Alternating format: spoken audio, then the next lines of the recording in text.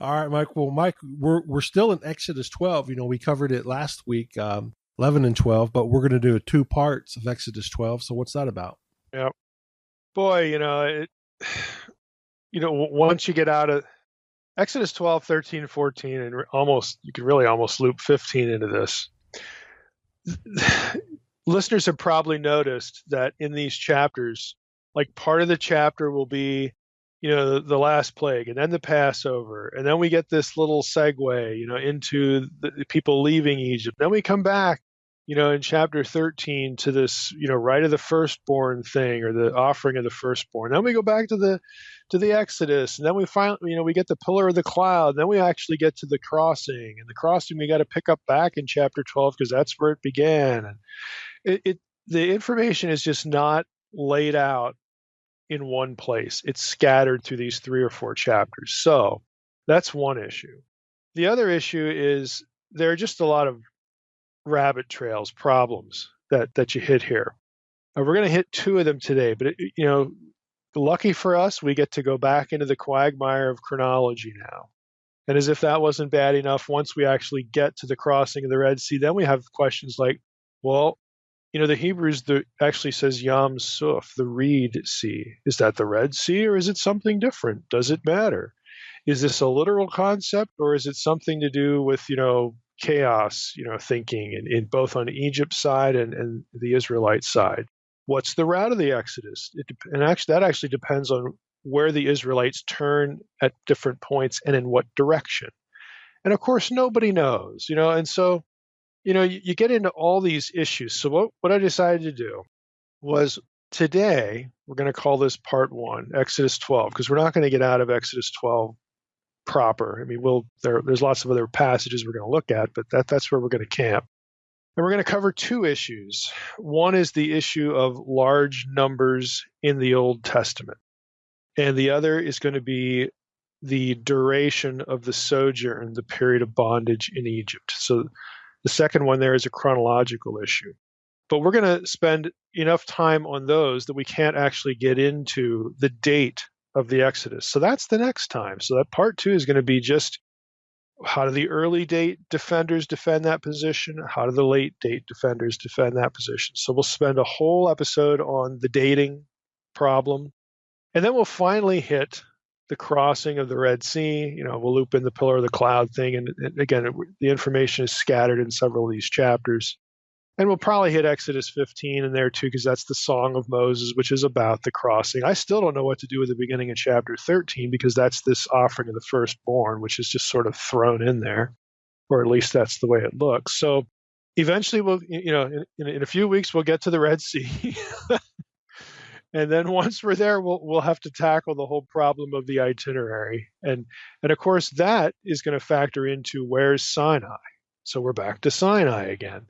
So Sinai and chronology and dating, again, these things are controversies because there's no clear, self-evident answer to any of these questions. But again, our job here is just to make listeners aware of that and sort of get down into the nuts and bolts and, see what the items are that scholars discuss. And then we'll just go from there. Sounds good to me. So that was a long answer to your short question. No, that's okay. I'm a little vexed by, okay, what do I do when and where and why and how and all that kind of stuff. But we're just, this episode is pretty clear cut because we're going to be in essentially a couple of verses in chapter 12. So with that much said, here we go back into chapter 12. And I'm going to read verses 33 through 41, which in the ESV and lots of other Bibles, they give the header, the Exodus. Well, it's sort of the Exodus, but it's actually the beginning of the Exodus. And the Exodus is going to get picked up later, which again, as I just explained, is part of the problem. But these verses say, this is verses 33 through 41, Exodus 12. The Egyptians were urgent with the people to send them out of the land in haste, which is a great line. I guess so. For they said, we shall all be dead. Get rid of them or we're all going to die. So the people took their dough before it was leavened, their kneading bowls being bound up in their cloaks and their shoulders. The people of Israel had also done as Moses told them, for they had asked the Egyptians for silver and gold jewelry and for clothing. And the Lord had given the people favor in the sight of the Egyptians, so that they let them have what they asked. Thus they plundered the Egyptians. And the people of Israel journeyed from Ramesses to Succoth, about 600,000 men on foot, besides women and children. A mixed multitude also went up with them, and very much livestock, both flocks and herds. And they baked unleavened cakes of the dough that they had brought out of Egypt, for it was not leavened, because they were thrust out of Egypt and could not wait, nor had they prepared any provisions for themselves. The time that the people of Israel lived in Egypt was 430 years. At the end of 430 years, on that very day, all the hosts of the Lord went out from the land of Egypt. It was a night of watching by the Lord to bring them out of the land of Egypt. So this same night is a night of watching kept to the Lord by all the people of Israel throughout their generations. So we'll stop there, because then the rest of chapter 12 goes into the Passover, which we've already talked about. Again, it's just this back and forth content in these chapters. So what I want to focus on here are two issues, and I've already mentioned them: the large numbers problem and the issue of how long was the sojourn in Egypt, which is related to the overall chronological discussion. So let's take them in order. First issue really derives from verse 37, and I'll read it again, Exodus 12:37. And the people of Israel journeyed from Ramesses to Succoth, about 600,000 men on foot, besides women and children. And then, of course, besides the flocks too, and the herds. So this huge number and these kinds of numbers are going to show up elsewhere, like when they take a census, and there's actually, two censuses, before, a different book. You have book of Numbers, you have both of these, and, when they are about to go in the land, they fail, and then they renumber the people after the 40 years of wandering, and so on and so forth. So you get these large numbers that pop up in the Exodus and the wilderness wandering narratives. And this is a famous, and I would say a very real problem. Now, Carpenter in his commentary just mentions this. He says, the number of persons involved is huge, so huge, in fact, that it has tried the genius of exegetes for centuries as to how to interpret the figure of 600,000 men on foot, apart from women, children, women, and other men of various age groups. So there's even other men, the ones that are too old to be among, the what you would think of as those who can walk this kind of distance. And, again, that's not to mention the animals, too. Carpenter continues, and he says, various attempts have been made to deal with the figures. The number 600,000 may be of theological importance if it is not textually corrupt. The issue must be seen as an interpretive one, not one of belief or unbelief in God's ability to rescue a certain number of people. God's actions and words created the universe, a project of unfathomable proportions. That act indicates that he has the power over all creation. The theological perspective and literary purpose of the text are the key to understanding the writer, as well as any attempt to understand how large numbers functioned in the literature of the New Kingdom of Egypt, or even in the ancient Near Eastern world in general. We are dealing with certain historical facts. The facts are necessary, but the religious and theological significance they bear is most important. Are the numbers to be taken literally? Are they to be read symbolically, but in some sense of the term in which the reality of the world of the author is the controlling referent? Or are they the perfect fulfillment in theological terms of God's promise to Abraham concerning his descendants?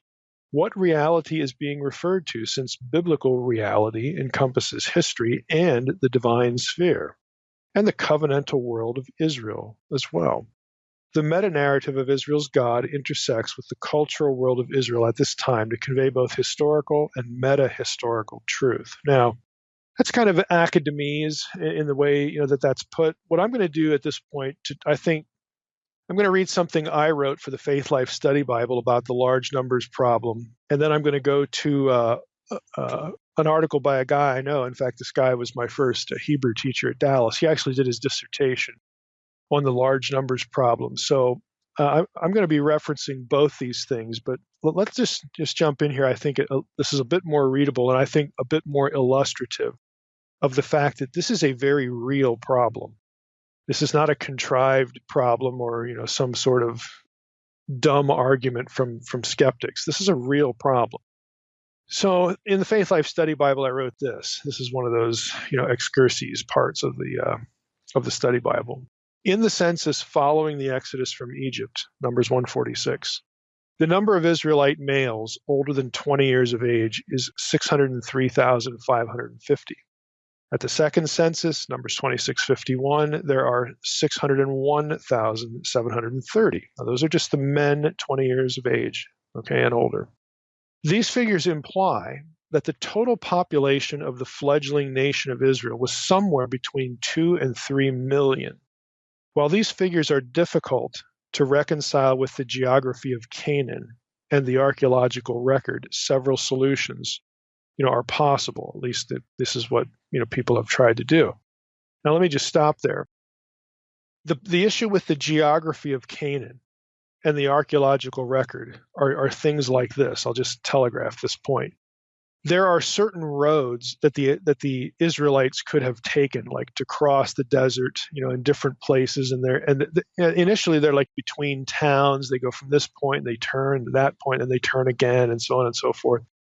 Geographically, in many of these places, there just isn't room. Literally, there isn't room, spatial area, for this many people to turn more than like 3 or 4 people abreast. If you've got 2 to 3 million people, it would take weeks or months just to get past a single signpost point. It's like the Three Stooges. The three of them try to get through the same doorway at the same time, and they clog the doorway. That's what you're dealing with in certain points of the geography. Along this route that we're given in the Torah, in Exodus, Numbers, or other places. They literally would have to, no more than 3 or 4 across here to Plus, then you got the animals too. It would take weeks or months just for the whole lot of them to cross a single place, a single line, where the first person crossed, and a month later, then the last of them to get to that point. There literally isn't enough time in the Exodus itinerary for that kind of thing to happen by the Bible's own record of things. So it's a real problem. Archaeologically, once they get into the land, if you're dealing with this many people, well, then logically, you would need a certain number of cities or towns or villages where they live. It would be tens of thousands of them. But you don't have that. You don't have anywhere, you might have a few hundred. You don't have anywhere close in terms of settled towns from the archaeological record that can accommodate these numbers. So this is a real problem. It's not a contrived problem. Now, to illustrate this, I also wrote this, the problem illustrated. Several passages present challenges to the large figures of the book of Numbers. And of course, here we have in Exodus 12 as well. Deuteronomy 7:1-7 presents Israel, now get this, as the least numerous nation in Canaan at the time of the conquest. It actually says and lists 7 other nations that were larger.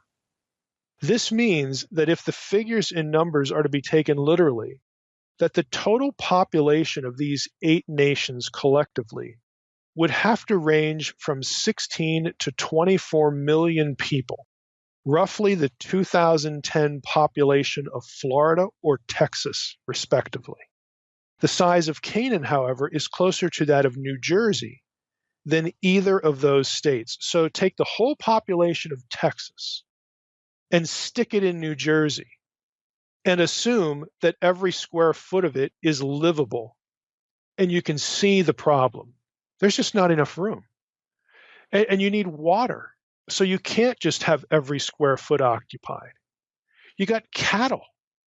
Where are they going to, are you riding them the whole time? It's a comedy. It's ridiculous to imagine this at these numbers. There literally isn't the square footage, the square mileage in this place that we call Canaan to have 8 nations, the smallest of which is like roughly 3 million. So there's just something going on here. Further considerations help put the problem into perspective. If you go back, this is again from the Faith Life Study Bible, the Israelites left Egypt with, quote, about 600,000 men on foot besides dependents, Exodus 12:37. God did not provide the Israelites with manna until roughly 45 days later, Exodus 16, verse 1, meaning that 2 to 3 million people required a different food source for 45 days. If a family of 5 sacrificed one lamb or some other animal each day to feed themselves, because they don't have farms, folks. This is a migrant community, all right? If a family of 5 sacrificed one lamb or some other animal each day to feed themselves, the Israelites would have to slaughter 120,000 lambs every day, meaning the Israelites would have to have left Egypt with 5.4 million animals. Even if they ate meat only a third of the time, like for 15 of the 45 days, they still would have had to slaughter 40,000 animals per day and leave Egypt with 1.8 million animals. I mean, can you imagine the poop? I mean, it's just logistically, it's untenable. And let's be honest, it just doesn't work. The manna also compounds the issue. According to Exodus 16:13-21, there was enough manna on the ground to feed each Israelite every day. Now that's a really amazing trick, because basically the ground is covered with people. It's like standing room only. The Israelites gathered an average of 1 omer, roughly 2 quarts of manna each day. Exodus 16, and 17. This implies that 1 to 1.5 million gallons of manna appeared on the ground every day. Finally, the Old Testament itself hints that the 2 to 3 million number is unlikely. In Numbers 33:49, it is noted that the Israelites, quote, camped by the Jordan from Beth Jeshimoth up to Avel Shittim on the desert plain of Moab, unquote. Since Beth Jeshimoth and Abel Shittim were approximately 7 miles from each other, the area of the Israelite encampment would have been about 49 square miles. Now, did you hear that? 49 square miles. You got to fit 2 to 3 million people plus the animals in 49 square miles. By comparison, New York City, which had a population of 8.1 million in 2010, covers 305 square miles.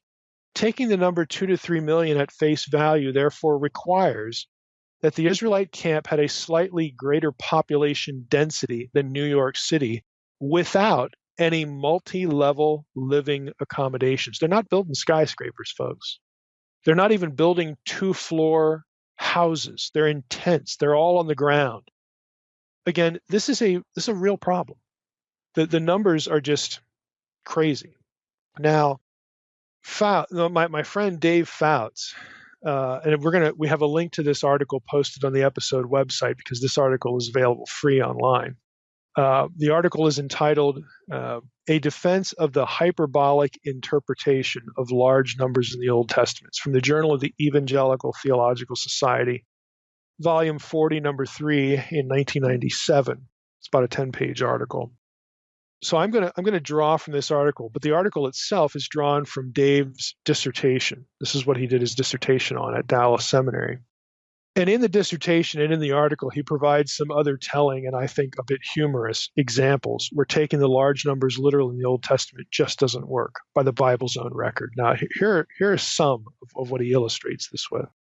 For example, the number of Levites and of Israelite firstborn. I mean, this is the kind of stuff you'd never think of unless you were noodling this problem, okay? Numbers 3 records several large numbers that cause problems if taken at face value. Concerning the number of Levites, 3 group totals are given, the sum of which is 22,000. It's Numbers 3:39. The sum as given is incorrect. It should be 22,300. The number of all Israelite firstborn is given as 22,273. That's Numbers 3:43. with 273 being the excess above the number of the Levites. Okay? G.B. Gray, who's an Old Testament commentator, has pointed out that this would yield at least 25 sons per family given a population of between 2 and 3 million persons. So if you're going to take the 2 and 3 million at face value, that means every family had 25 boys. Again, not to mention the girls. So he says the figures do indeed appear to be difficult if taken at face value. Here's another example. The number of Ephraimites in Judges 12. Judges 12:6 states that for mispronouncing Shibboleth, 42,000 Ephraimites were slain at the river Jordan, a number that exceeds the census total for the entire tribe in either Numbers 1, there it's at 40,500, or Numbers 26, there it's 32,500. Even allowing for an increase of the Ephraimite warrior population after the conquest does not alleviate the problem of the enormity of the number of those slain. So you really can't kill more than actually exist, is the problem. The number is obviously artificial for some reason. Another example, the wall at Aphek. 1 Kings 20, verse 30 asserts that after Israel had killed 100,000 Syrian foot soldiers at a nearby battle, 27,000 more fled into the city of Aphek, where a wall fell on them, apparently killing them as well. I mean, if you just read it, that's the suggestion. One would think that this wall or its remains would be somewhat comparable to the Great Wall of China, to be so calamitous in its collapse that it would have been at least partially unearthed by now. In other words, this wall, to kill 27,000 people, this wall has to be really long.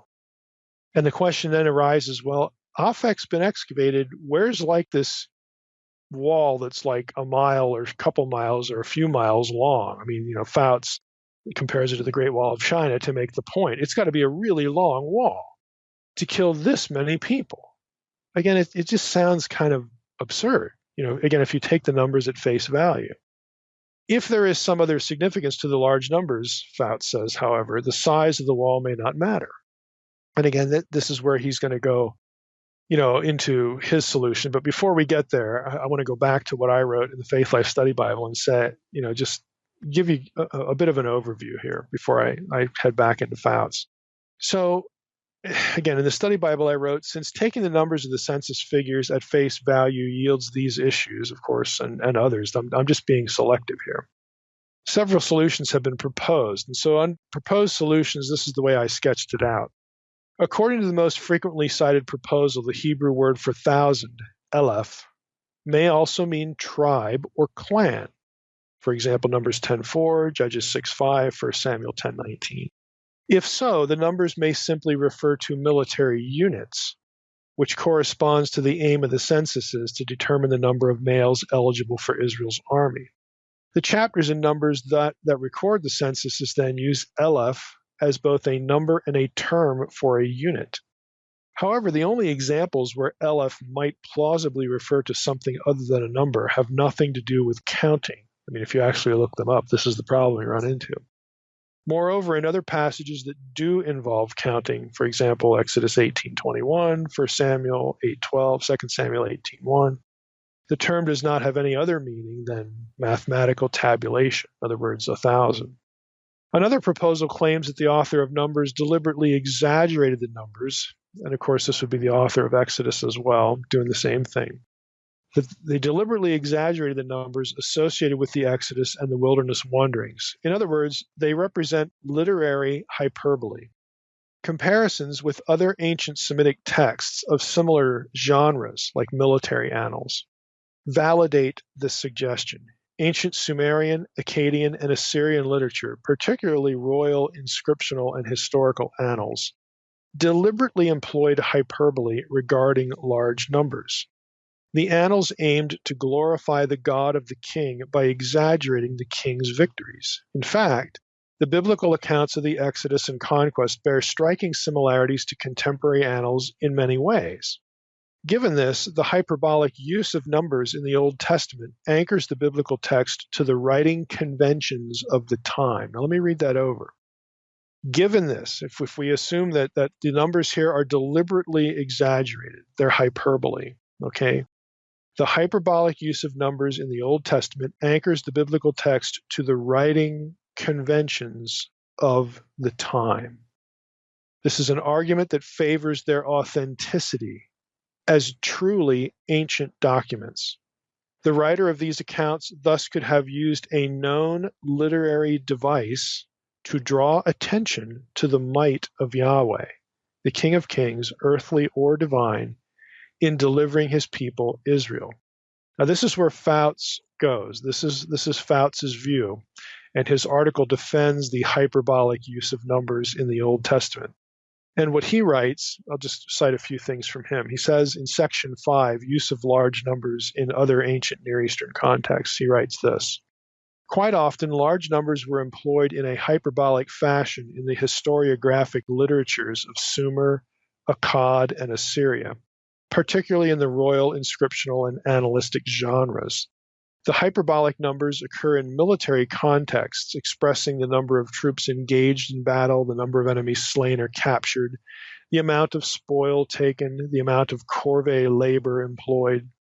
It is evident from my study, says Fouts, that no other culture used numbers in excess of 100,000 with the same frequency as does the Old Testament. Where numbers in excess of 100,000 do occur, they are found exclusively in military contexts, or something to do with, again, like in Exodus.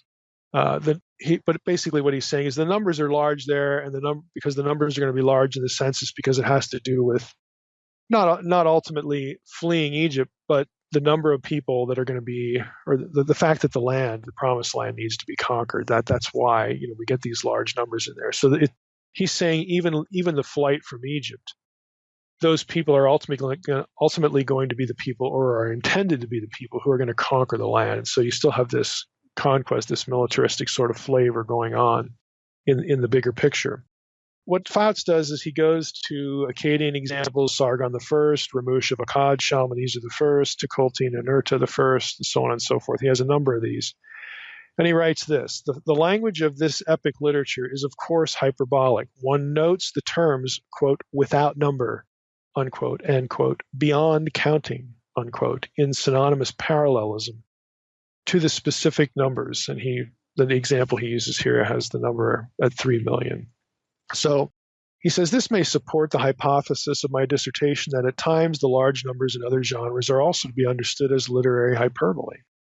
Two of his main points are: Scripture is similar to other ancient historiography in that it may use large numbers hyperbolically in these contexts, and Scripture is similar to other ancient historiography in that the ostensible purpose of this usage is to demonstrate the relative magnitude of a given leader or king.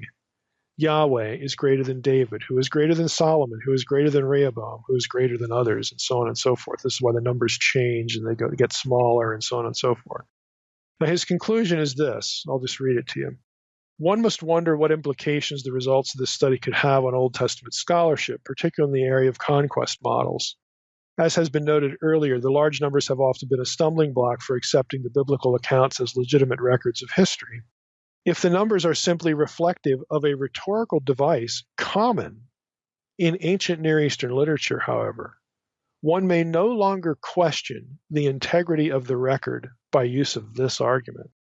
In other words, he's saying, if the hyperbolic view is correct, then critics cannot use the large numbers to say that the accounts are unhistorical, because the writers would be using exactly the same conventions as the writers of military annals from Sumer and Akkad and so on, and all Babylon, all these other places, Assyria, that everybody accepts as historical. If the biblical writers are doing the same thing, then the numbers shouldn't matter. They're not disqualifiers for authenticity or historicity. That's Fouts' big point here. He says the large numbers are often simply figures of speech employed to magnify King Yahweh, King David, or others in a theologically based historiographical narrative. For us, again, this is me speaking now. We're done with Fouts, but for us, we look at that, and when what Fouts has just said, I think is a really good point. I think he's really onto something here. That it is illegitimate to use the problem of the numbers to say that these accounts in the Torah cannot be historical. That is bogus, again, Fouts' point, because this other material that no one questions reflect actually real events. They do exactly the same thing. And everybody knows that this is a literary convention for this other ancient Near Eastern material. So why then exclude the Bible from that same rhetorical or literary technique? If you're going to be consistent and say that it's a product of its own time, then this is no longer an argument against biblical historicity. It's actually an argument in favor of it. But for us, I would tell people, if you're just breaking into the series, go back to the first episode we did on Exodus when we talked about history and historicity, how we think about history.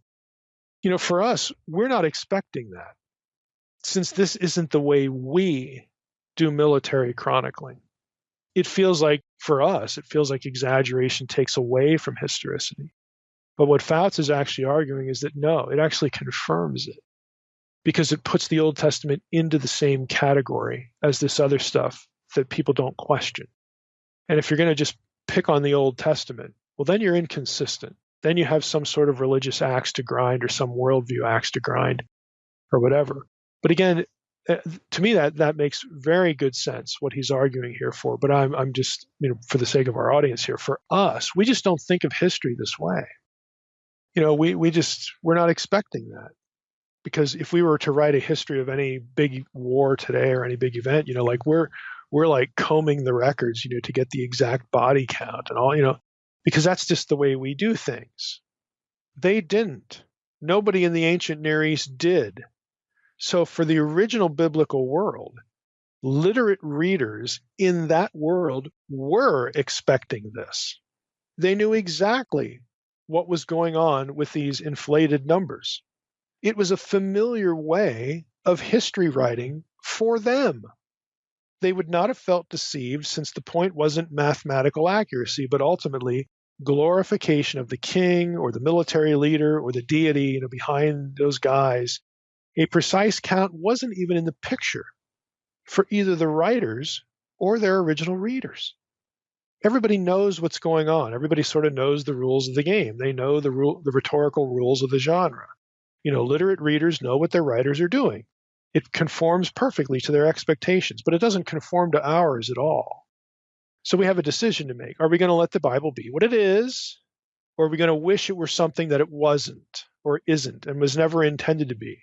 Do we bend it to our will, our expectation? And again, I think this is another area where I've said it before. I know I'll say it again. When you do that, when you make the Bible conform to your expectations, the way you would do things, you make it vulnerable. You make it an easy target. If you let it be what it is and try to understand it the way that the writers were thinking and the way that the readers were thinking, what they received from the writers, there's a coherence to it. There are reasons why these things are the way they are. They're thinking one set of ideas. They're not thinking of the other set of ideas that we might be thinking. We're different. We're different from them. They're not us. And so what this means, for us is that while we read Old Testament accounts, we can't presume to have a real body count, as it were. Like if we went back with a calculator and spreadsheet, and put boots on the ground and counted everybody, like it would all come out literally the same if we did that, if we did time travel and everybody was armed with Excel spreadsheets or something. So we can't know that, but we can know that Israel had great victories and God had fulfilled his promise to multiply Abraham's descendants like the stars of the heavens, which again is another hyperbole. Just taking the numerical approach, and I realize, we've had David Burnett on here before, and what the stars of heaven, again, that's not only a numerical thing, a numerical metaphor. It's also a qualitative metaphor.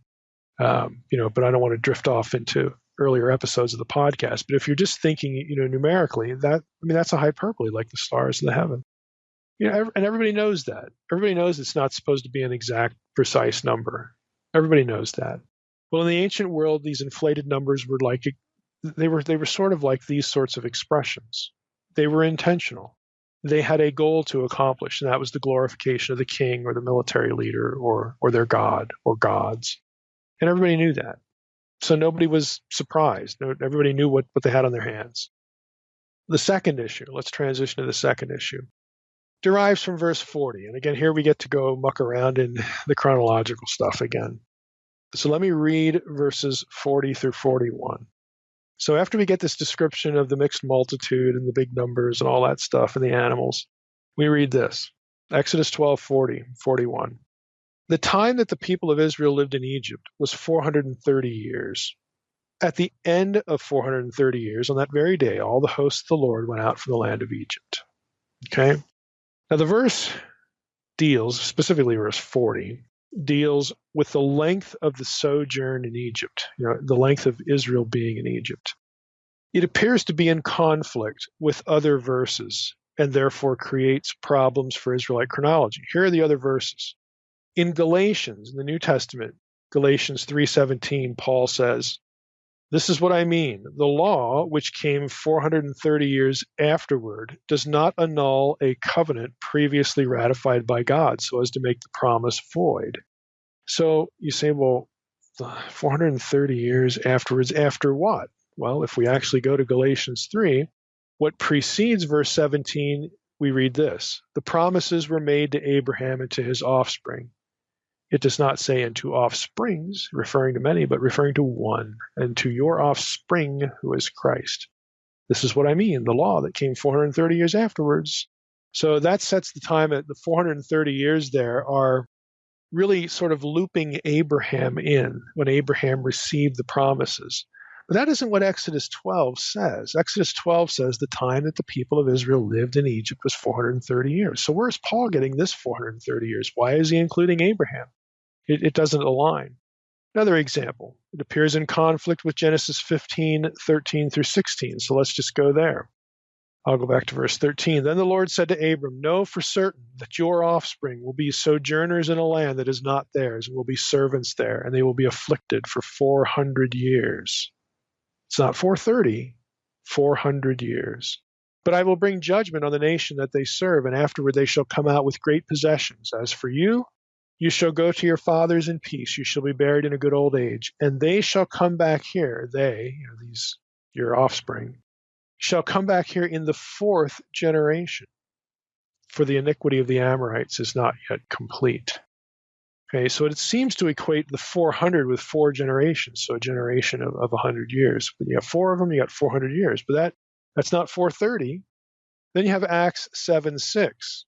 This is part of Stephen's speech. God spoke to this effect that his offspring would be sojourners in a land belonging to others who would enslave them and afflict them for 400 years. So that seems to be drawing on Genesis 15, verse 13 through 16. There's another one, Acts 13:20, but we'll get to that in a moment. That's a bit different. So what we have here, though, is we have Exodus 12:40 and 41 in the Masoretic text, traditional text, saying that the people of Israel lived in Egypt 430 years. So what do we do with the extra 30 years that seems to be in conflict with Genesis 15, which of course lies behind Acts 7? When we really think about it, we also have a problem with Galatians 3:16 and 17 because he loops Abraham in as well. Paul does. So we have numbers, 400 and 430, that have slightly different contexts. And of course, the numbers themselves are different. So what's going on here? Like, what do we do that? What do we do with that? Well, there are a couple of ways to approach this. You might think, first of all, just, one approach. Wouldn't it be nice if instead of Exodus 12:40 saying the time that the people of Israel lived in Egypt was 430 years, instead of it saying that, it said something like, now the sojourn of the children of Israel during which they dwelt in the land of Egypt and in the land of Canaan was 430 years. Wouldn't that be nice? Because that, in other words, that would loop Abraham and his time in Canaan into the 430 years. And that would seem to agree with Paul. Wouldn't it be nice if the text just said that? Well, guess what? It does in the Septuagint. What I just read to you was Rolf's edition of the Septuagint. That's what it says. Now, other manuscripts of the Septuagint actually have 435, but at least we have a Septuagint tradition that has 430 and loops Abraham into the picture. So you could say that Paul was evidently using a Septuagint that was basically, again, what I just read about. They dwelled in the land of Egypt and in the land of Canaan. That phrase is added, 430 years. So Paul in Galatians 3:16 and 17 and Exodus 12:40 would actually agree in this scenario. Paul is essentially paraphrasing the content of the Septuagint, which loops the patriarchs into the number of Exodus 12:40. Well, that would be nice, but we still have to deal with what about the 400 number in other passages? Genesis 15:13 through 16 and Acts 7, verse 6. Can we reconcile this 430 and Abraham's in the loop here, so that takes care of the 430, at least it seems to. And then what about the 400? Well, go back to the Genesis passage and listen to it closely. Here's how you would reconcile these things. Verse 13. Then the Lord said to Abram, know for certain that your offspring will be sojourners in a land that is not theirs and will be their servants and be afflicted for 400 years. They see what I did there. I could say, well, in Genesis 15:13, God is talking to Abraham, and he doesn't loop Abraham into the number, into the number of the sojourning. He tells Abraham, look, your offspring, your descendants will be sojourners in a land for 400 years. So it's not you. So that kind of opens the door for a time in Egypt less than 430 that we could say, well, maybe 400. We could postulate that the 400 years in Genesis 15:13 through 15 refers to the actual bondage, the bad time in Egypt, while 430 would be, maybe a time that, we could say Jacob and his descendants lived in Egypt and it wasn't bad at all.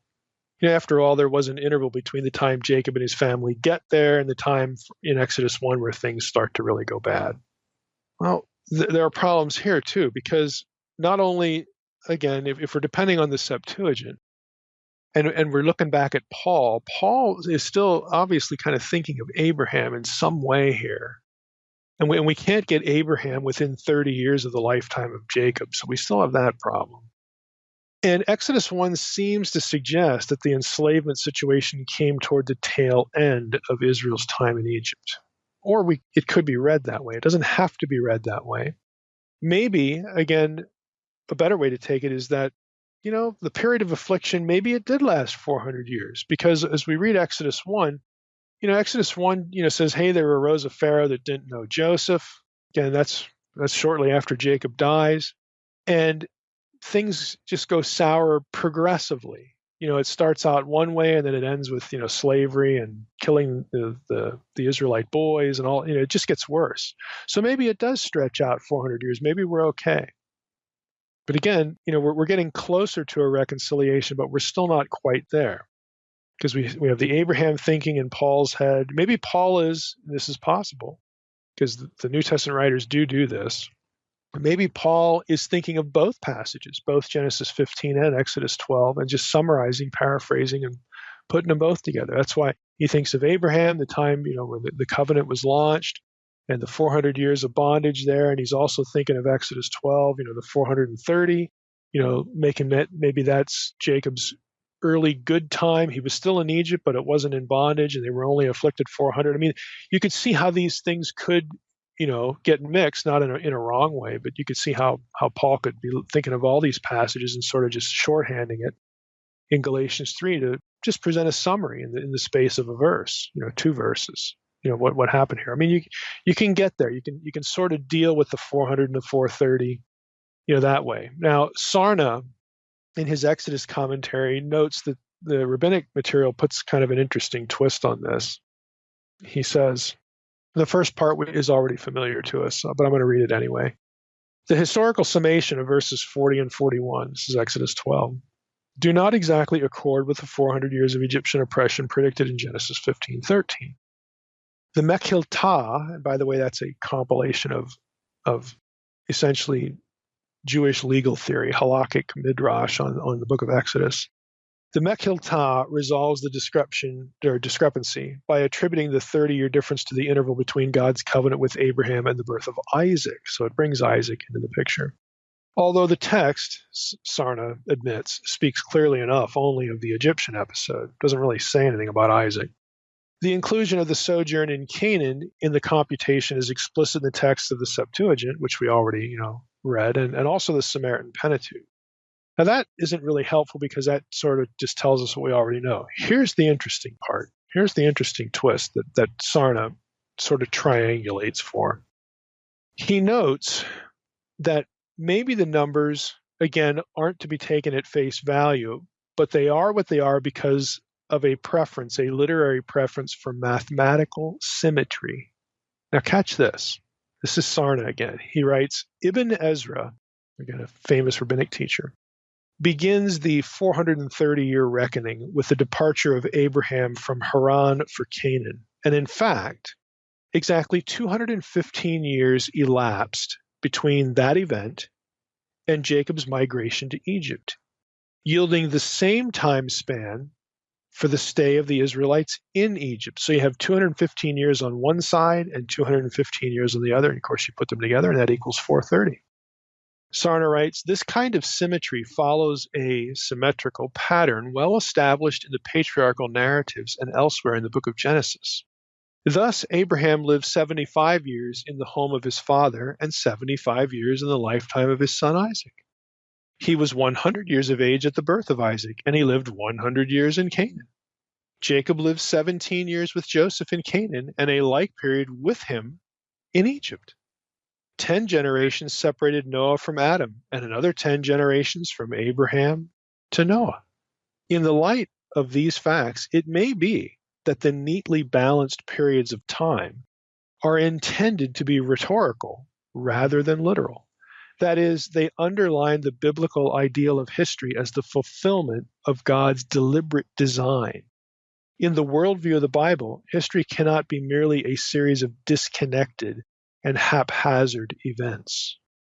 Unquote. That's the end of Sarna. So basically, Sarna is saying maybe we ought to think about the numbers being what they are because the writer wants to tie two sections of God's work on earth through the patriarchs or through his people Israel or through, Adam to Noah or whatever, that the numbers are what they are to specifically connect two equal halves in terms of the numerical number given to each half.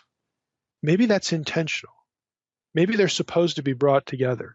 Maybe the number given to them, people are supposed to discern that if you cut the number in half, then you look for both halves somewhere else in the chronological comments, the age years given for people or between events, just so that you're supposed to connect the two sets. And it's not about a literal chronology or historical chronology in terms of time on earth. Maybe that's not the point. Maybe the point is, again, to bring two things together because they're equal halves. Now that's fascinating. And again, my judgment would be that's really worth thinking about. I don't know that that's the case here with the number 430, but it's actually pretty interesting. So if you like that idea, the solution therefore to Exodus 12:40 would be simple for you, or you might think.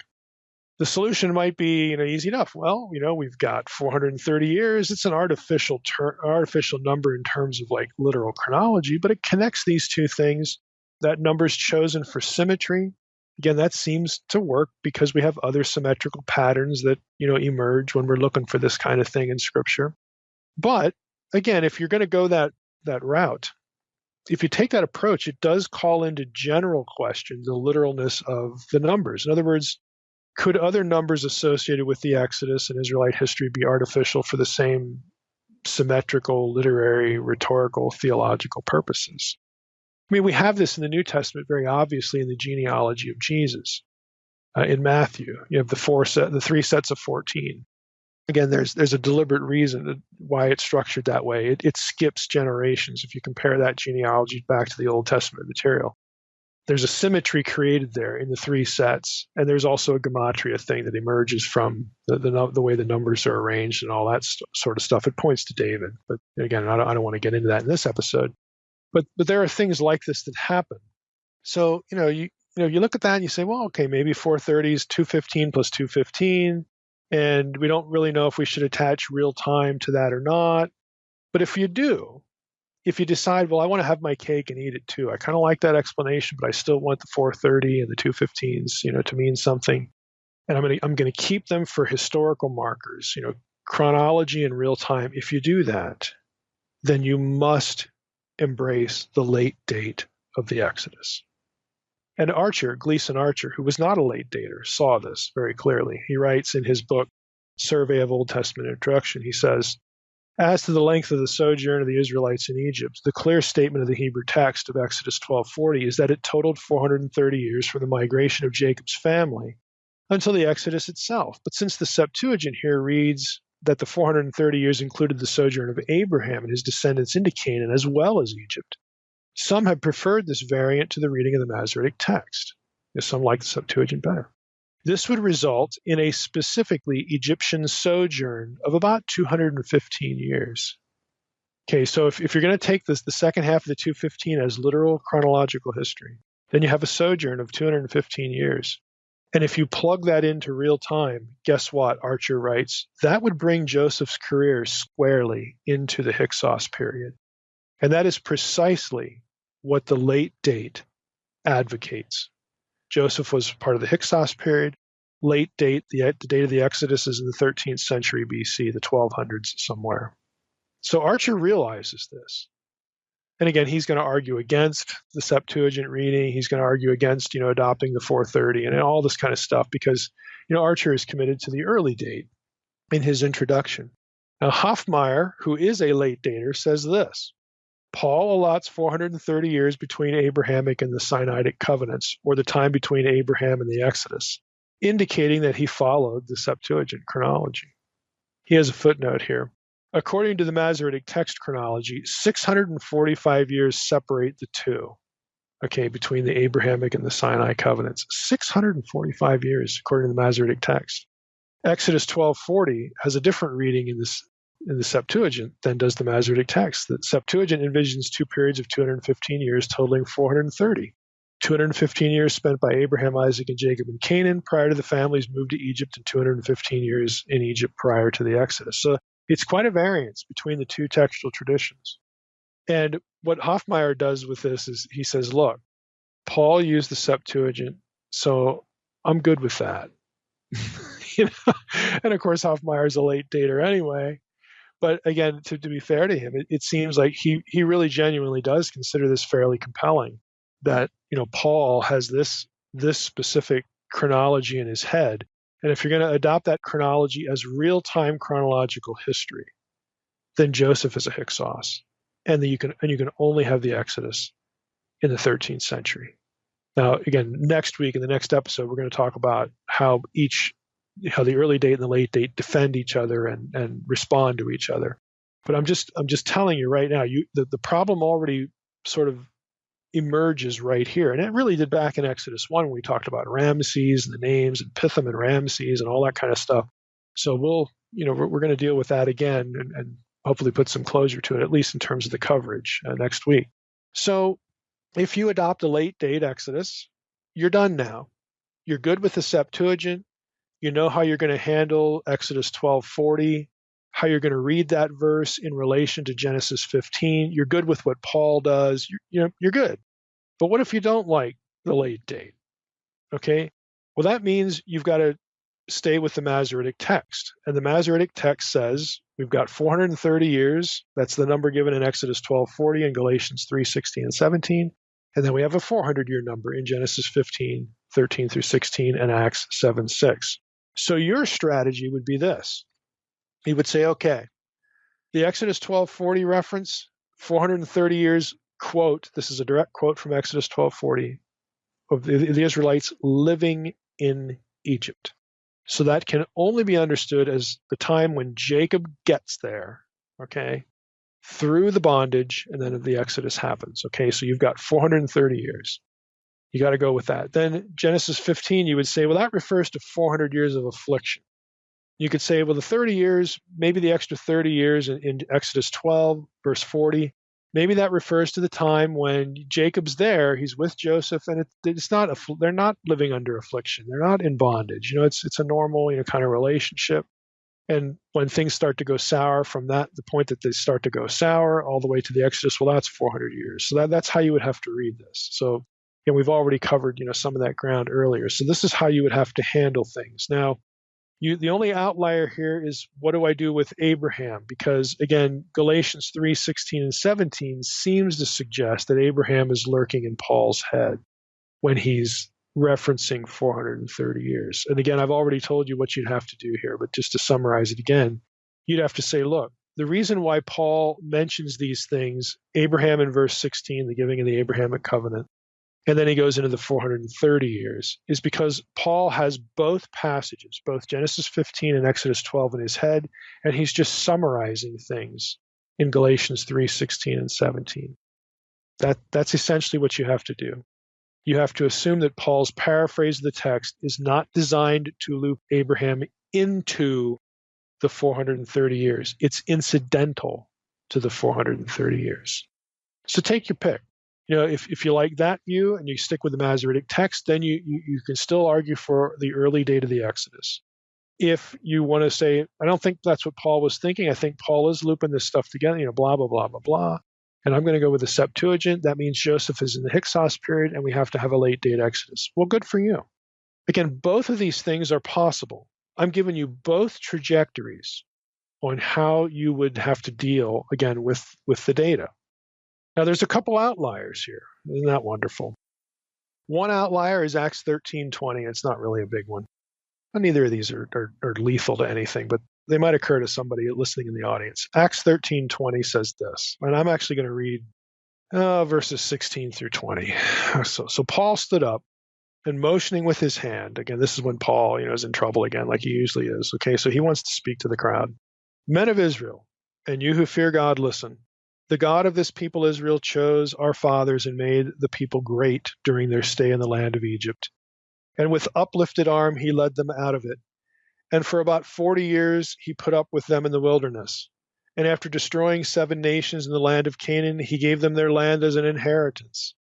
All this took about 450 years. And after that he gave them judges until Samuel the prophet. So the 450 years here for Paul means this. It's the time from, well, let me just ask, what it means. The 450 years. Look at the phrases Paul uses, that God chose our fathers. Now, does that include Abraham, Isaac, and Jacob, or is it just a generic reference to the Israelites who have gone before us? Then he has the phrase, their stay in the land of Egypt. Okay, that's a clear reference to the sojourn in Egypt, period of affliction. Then he references 40 years of wandering. Then he references the conquest. And he says all that's about 450 years. Now, with respect to our earlier verses that have the numbers 400 and 430 in them, if you took the 400, for the affliction, let's just say that the first phrase chose our fathers. And then as Paul says that, he links it to their stay in the land of Egypt. Let's just interpret that as saying, well, Paul's talking about when the Israelites went into Egypt. Our fathers would be Jacob and his sons, his 12 sons, Israel. Okay, and so if you're going to do it that way, and you're going to move Abraham out of the picture, then you would just add the numbers this way. If you're using the 400 as the number for affliction, 400 plus 40 plus 7 is 447. That's about 450 years. If you're using the 430, you'd come up with a total of 477, and you'd have to say, well, that's about 450 years. A little bit more, but it's not a big deal. Both views would say that the number 450 is an approximation. That's how you would do this. Okay, so either side, that there are your trajectories. Pick the one you like. Second outlier, and this issue isn't directly related to the duration of the bondage in our topic, but it is a cautionary tale. Here's why I put it in here. It's a cautionary tale about using the concepts of generations and genealogies to do biblical chronology. And I know everybody says, you just look at the genealogies and you just add the numbers up. There you go. The world created in 4004 BC, all that kind of, okay. That's nonsensical. And this is a textbook illustration of why. Okay. So this is a good cautionary tale As such, it is worthwhile to get into this. How a literal face value reading of years and genealogies may not help at all. If you go to Exodus 6:16 through 20, again, we've covered Exodus 6 before, but this is when you get this sort of intrusive genealogy about the Levites, after God has made a concession to Moses, as far as bringing Aaron into the picture and all that. You get this weird genealogy just sort of plopped in here that we've talked about before. Okay, now catch this. This is from Heiser's book on hard sayings of the Old Testament. He actually has this as one of his entries. He writes in his treatment of this passage, the list of 4 generations in this text presents no problems on its face until one reads in Exodus 12:40 that the time period is 430 years. Such genealogical lists in the Old Testament have been a source of special delight and enormous difficulty. I'm going to stop there. Let me read verses 16 through 20, and you'll get why this matters for the 430. Here's what we read. These are the names of the sons of Levi according to their generations. Now, Levi was one of the 12 offspring of Jacob who went with Jacob into Egypt. Okay, so we're right at the beginning point now of the sojourn, or the time of Israel in Egypt, 430. Okay, so these are the names of the sons of Levi according to their generations: Gershon, Kohath, and Merari. The years of the life of Levi being 137 years. The sons of Gershon, he lists the sons of Gershon. Verse 18, the sons of Kohath, and he gives the list. The sons of Merari, and he gives the list. Then he says, these are the clans of the Levites according to their generations. Amram, who was one of the sons of Kohath. Amram took as his wife Jochebed, his father's sister, and she bore him Aaron and Moses. The years of the life of Amram being 137 years. So we've got 4 generations written about here. We've got Levi, of course, Gershon, Kohath, and Merari. You could say Gershon, Kohath, and Merari plus Amram. Maybe that's the 4th generation, whatever. You've clearly gone from the time the Israelites get into Egypt to the time of Moses and Aaron. And you got these 4 generations, okay? Now let's go back here, because Heiser sees a problem. He says, the difficulty is that all too many interpreters have been tempted to assume that these genealogies are complete lists of names and figures, and that we can therefore add up all the ages and obtain absolute dates for a number of pre-patriarchal events for which we otherwise would have no data. Unfortunately, this assumption is faulty. These are not complete genealogical records, and it was not the writer's intention to provide this material for readers who might wish to add up numbers. Usually the text is reluctant to do this. We must be reluctant to do it as well. So we must ask, is there evidence that these genealogies were condensed? Okay. What he's going to do here is let me just skip down here a little bit here. I might as well just read the whole thing. It's not that long.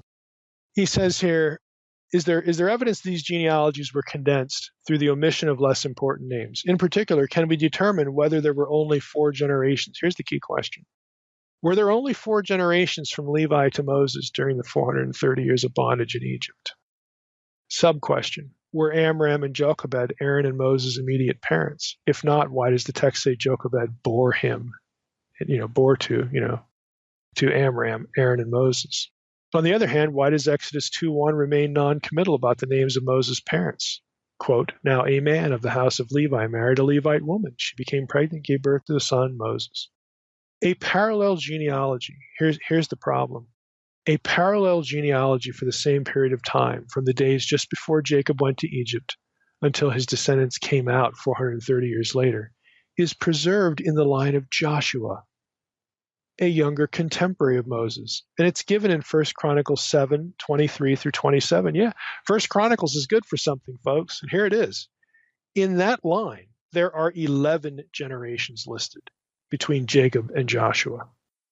And so what Heiser's saying is the genealogy that we read in Exodus 6 has to be abbreviated and condensed. It has to be select. It's not going to be reliable to just add up years to get time intervals and event intervals. You got 11 generations and 4 generations. It's dramatically different. It's not like just one extra, okay, maybe they had an extra kid when she was a little bit younger. No, it's 11 generations between Jacob and Joshua. The logical conclusion Heiser writes, is that Moses' genealogy is condensed. It is inconceivable that there should be 11 links between Jacob and Joshua and only 4 or maybe 5 between Jacob and Moses. If more proof is needed, we have it. An altogether overwhelming set of data can be seen in Numbers 3, 19, and 27 and 28. If no abridgment is understood in the 4 generations of Moses' ancestry, catch this, what results is this unbelievable set of numbers. The grandfather of Moses had, during Moses' lifetime, 8,600 male descendants. And we're forgetting that doesn't include the girls. Okay? 2,750 of whom were between the ages of 30 and 50, according to Numbers 436.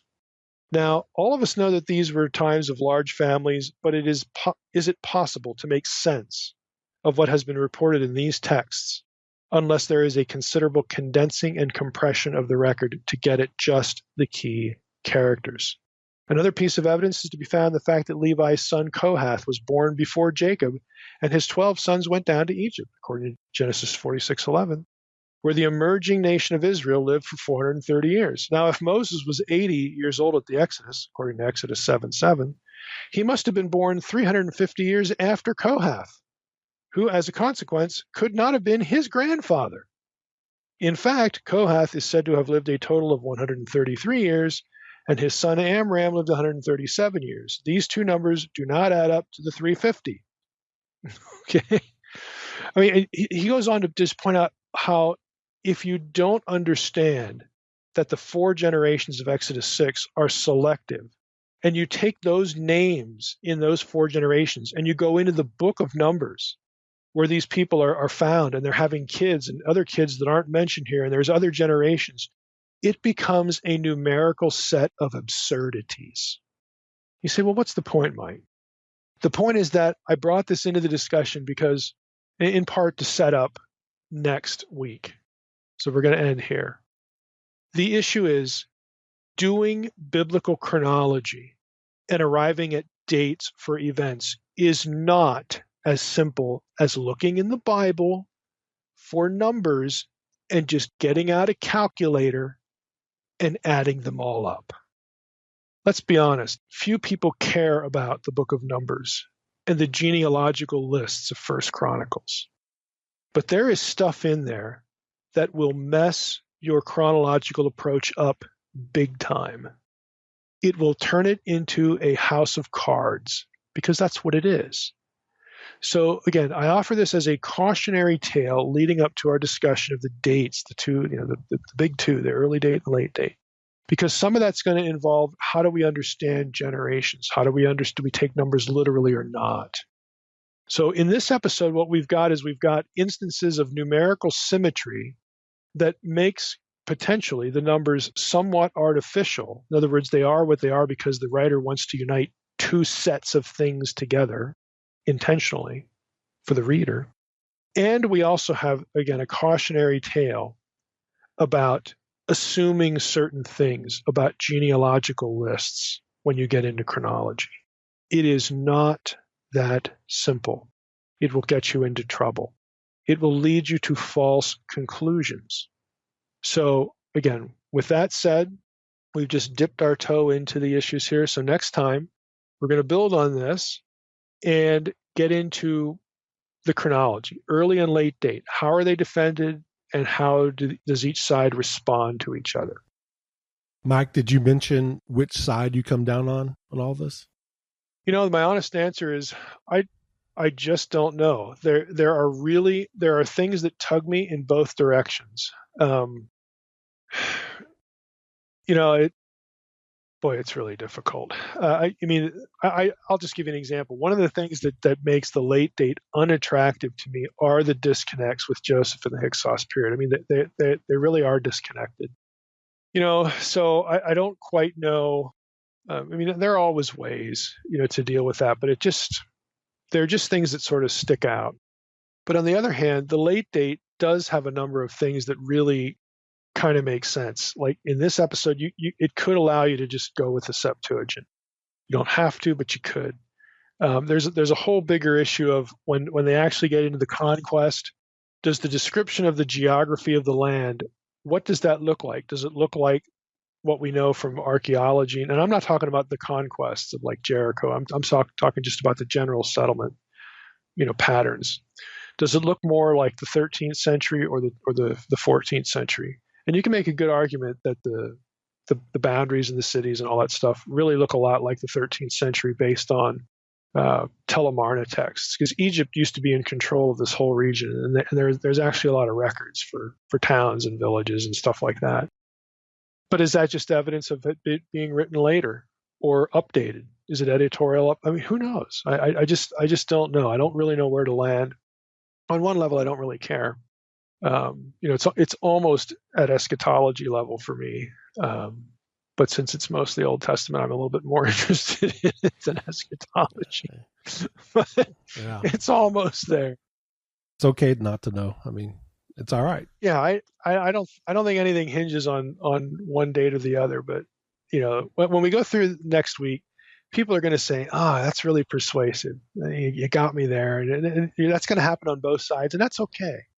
Like I said, there are things about each view that tug me and make me, want to side with that particular view. But then something else comes along. It's like, oh man, this just sounds better at this point than the other one, and so on and so forth. So I don't know. So yeah, I mean, that all kidding aside, now we are going to spend the the episode on the date of the Exodus as I telegraphed last time. And so what I decided to do on the web page for this episode, there are going to be links to several articles. The two main ones I'm going to mention here in a moment, but I figured what I would do for this is interact with a fairly recent, I mean, it's, I don't know, 10, 15 years old. These are 10 years old or so. Some recent treatments of the date of the Exodus that appeared in theological journals. And it's nice that back in 2007, the Journal of the Evangelical Theological Society had both sides, had scholars who take different views. They both wrote essays, and they're responsive to each other as well on this topic. So what I'm going to do is interact with both of these, and I'll bring a few other things in, where it matters. But all of these articles are going to be accessible to listeners if you want to go up and read them for yourself. I'm going to basically go through 5 sort of points that get discussed in these articles, and you'll be able to see who takes what side and how they respond to the other side, and what the arguments mean, how they're presented, how they defend their respective views. So for listeners who maybe didn't catch the earlier episodes when we talked about chronology, or are just not sort of up on this topic at all, maybe they've never looked at it, the date of the Exodus, well, what's that about? There are 2 main dates. I mean, there are more than 2 views of this, but the 2 major positions are what has become known as the early date, that is 1446 BC, and a guy like Bryant Wood, who has his PhD from the University of Toronto in Syro-Palestinian archaeology. Bryant is an evangelical. I happen to know him. He is an early dater. He would be representative, and so I will be referencing him and his article, which is entitled "The Biblical Date for the Exodus is 1446 BC, a response to James Hoffmeyer." That is in the Journal of the Evangelical Theological Society, again, back in 2007. Link to that on the episode page. So naturally, the other side is going to be Jim Hoffmeyer. He's going to hold the late date, which typically, you'll see that sort of pegged at sometime between 1270 and 1260 BC. So not quite 200 years later than the early date. Jim Hoffmeyer teaches at Trinity Evangelical Divinity School. He also has his PhD from the same institution as Bryant Wood, the University of Toronto. But Hoffmeyer's degree is in Egyptology. So his article is entitled "What is the Biblical Date of the Exodus? A Response to Bryant Wood." Okay, so they go back and forth in the same issue of the journal, and that's how I'm going to proceed through this topic. I'm going to take 5 items of argumentation that both sides will interact with, and then at the end, listeners can draw their own conclusions about which arguments were better, or however they want to look at it. And I'll mix in a few of my own gut responses, to arguments and attempted rebuttals of those arguments as we go on. There are points where I think the rebuttals on both sides are kind of weak or not. Can certainly be. I would put the label uncertain on them, which means if we were keeping score, the side that they were trying to rebut would get a point on my scorecard. But I'm not going to keep points to the episode. You can keep points if you want. We're just going to go through the material. So the first, item for discussion would be these two verses, considered in tandem: 1 Kings 6:1 and Exodus 12:40. So this is item number one, these two verses. Now, the Wood article, obviously he's going to take 1 Kings 6:1 as kind of a basic starting point. That's the verse. I'm just going to read it to listeners.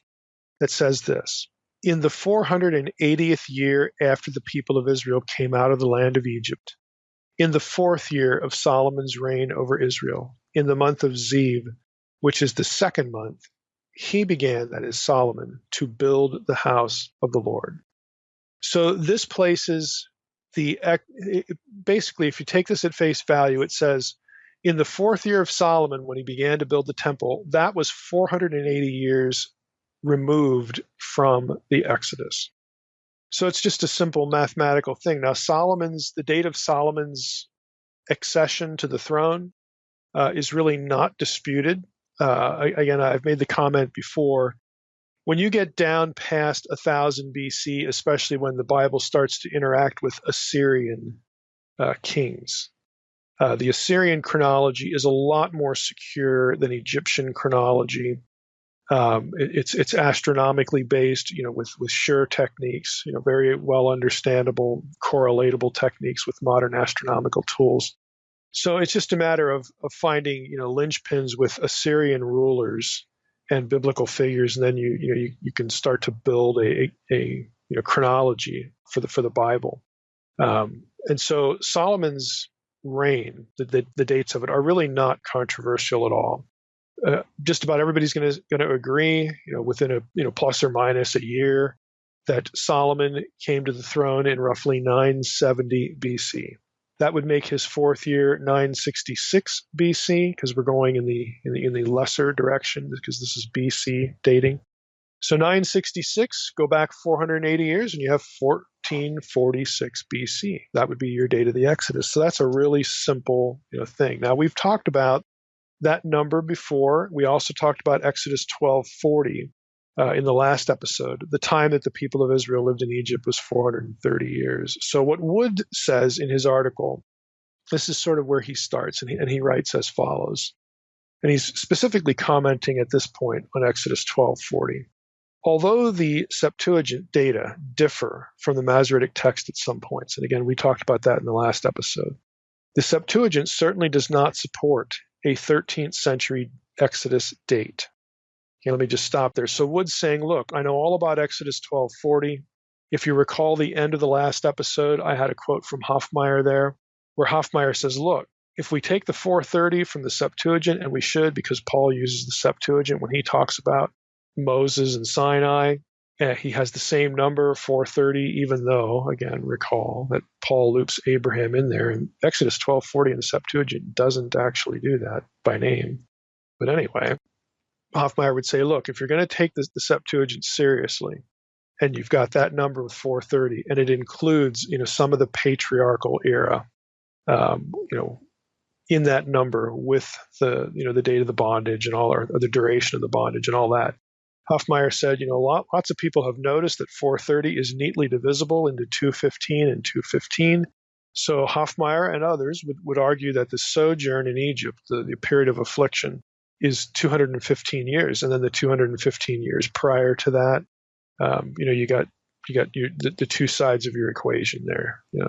So that's how they would do chronology. And Wood is saying, look, I know all about that, but just because we have this number, this 430 number, that doesn't actually tell us where to put that number in terms of what century the Exodus occurs. And he's right there. It doesn't really tell you where to put it.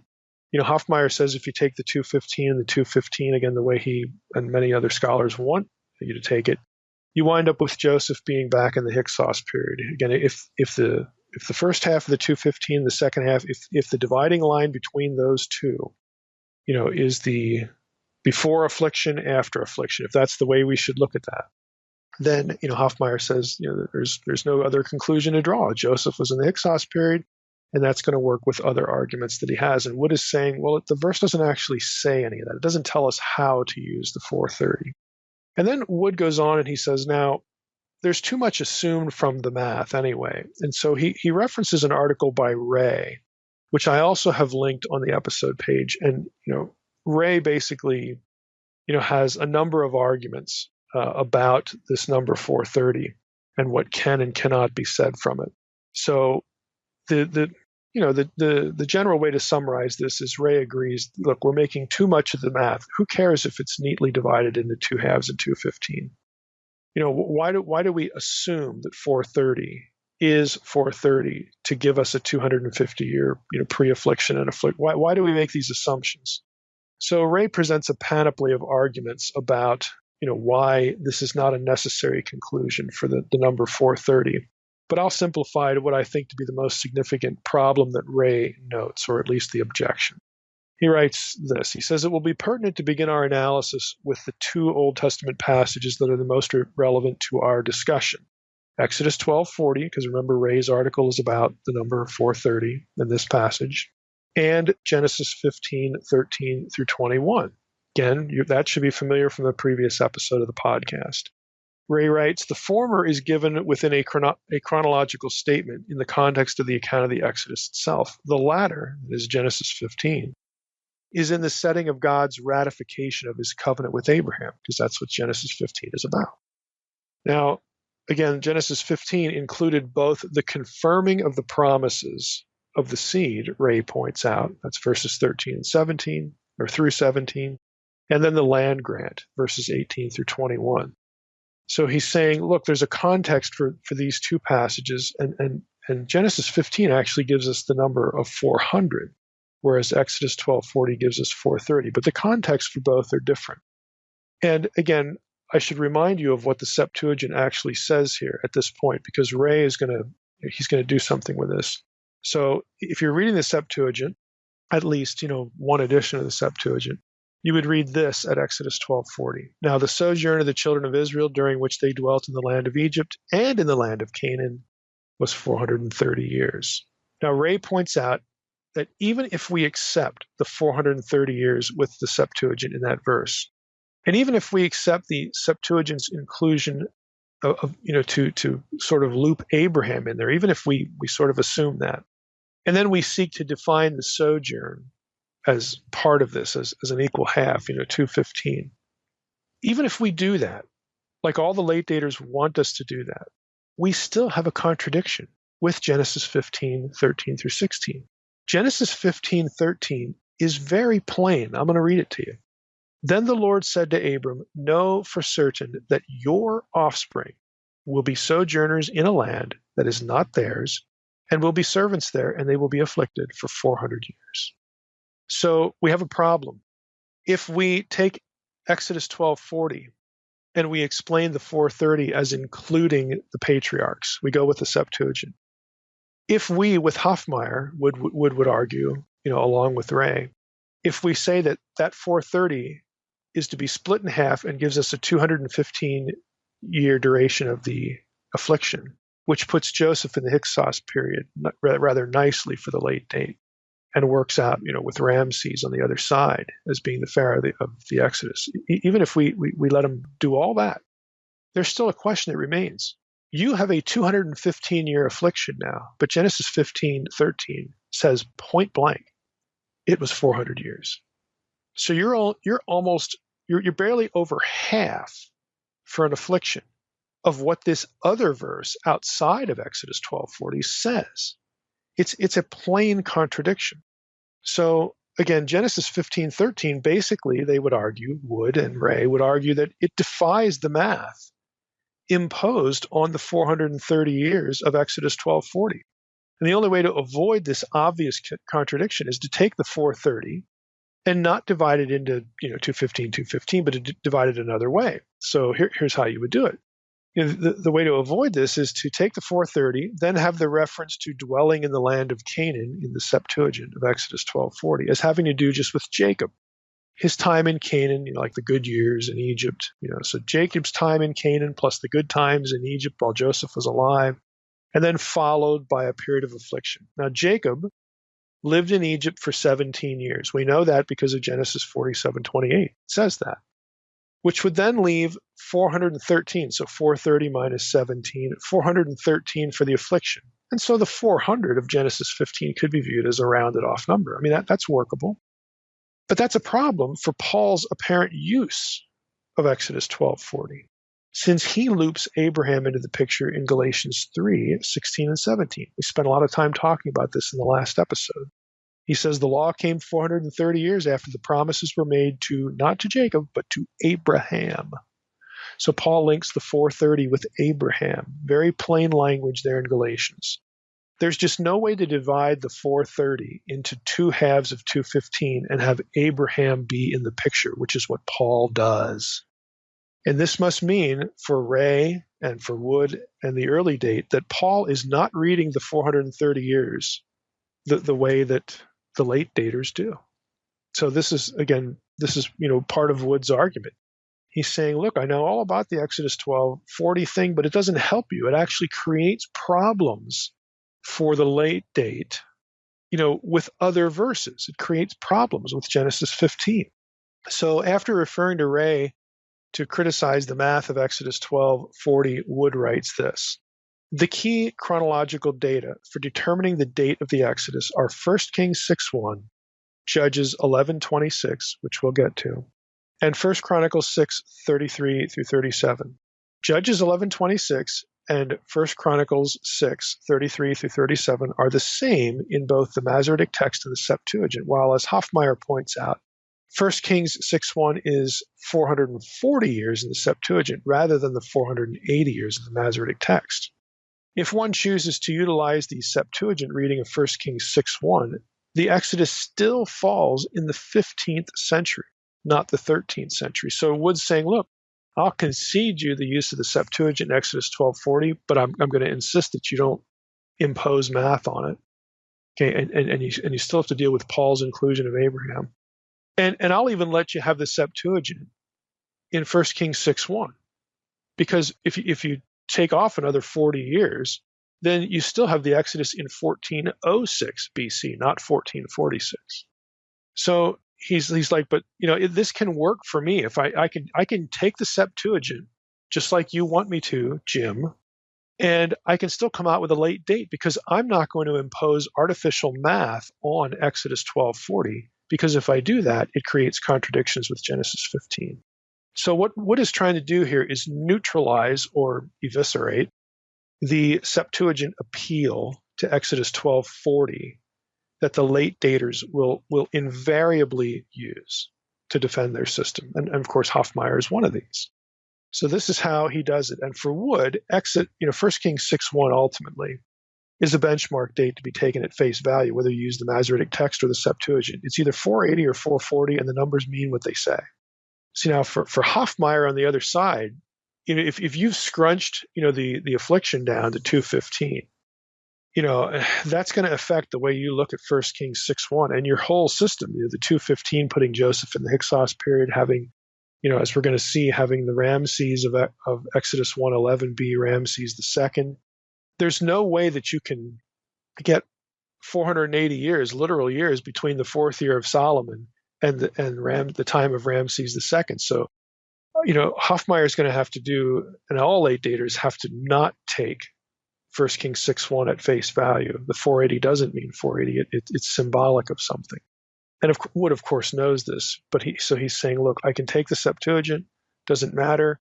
We need to take the numbers at face value here in both these verses. The math you impose on Exodus 12:40 creates problems for you, and Wood is ultimately going to object to making 480 symbolic. He continues, this is me now.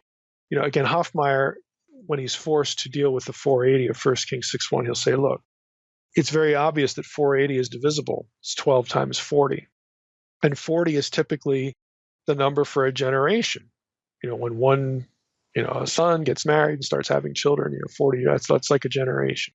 And there's 12. That would be, it's a symbolic number, 12 generations of 40, 12 tribes of Israel. So he's like, there's obvious symbolism here.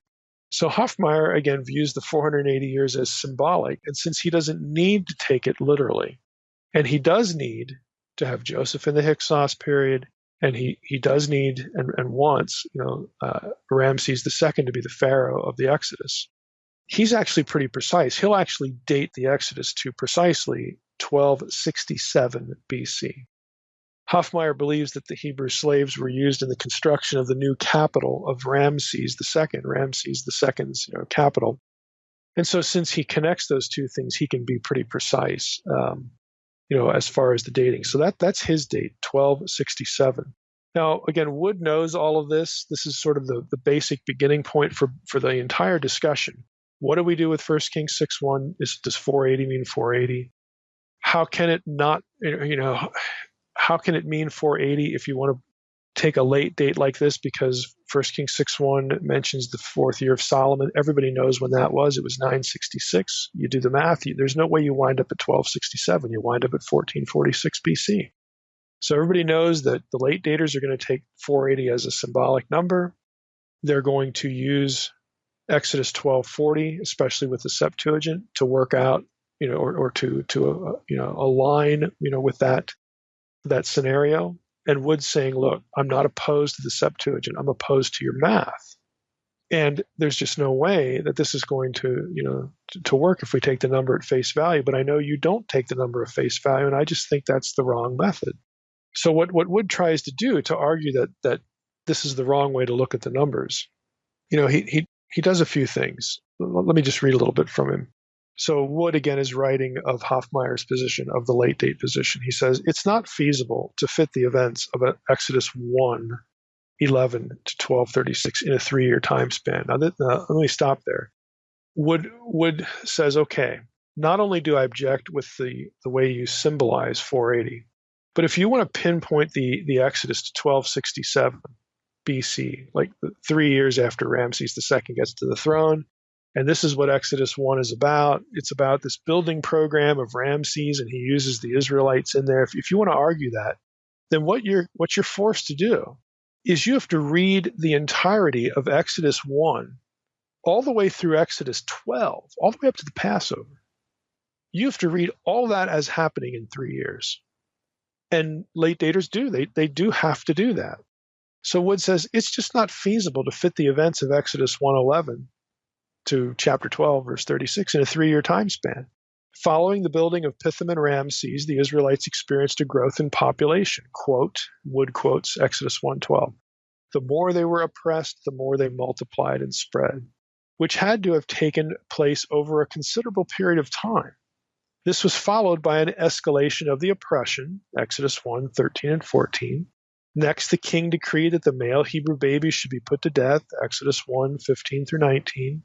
When the midwives ignored the order, the people increased and became even more numerous. That's Exodus 1:20, again indicating a long passage of time. So Wood's like, how in the world can all that happen in 3 years? And honestly, it does seem hard to believe, for me anyway, that one could place these items in a 3-year span, as Hofmeyr's view of the late date requires.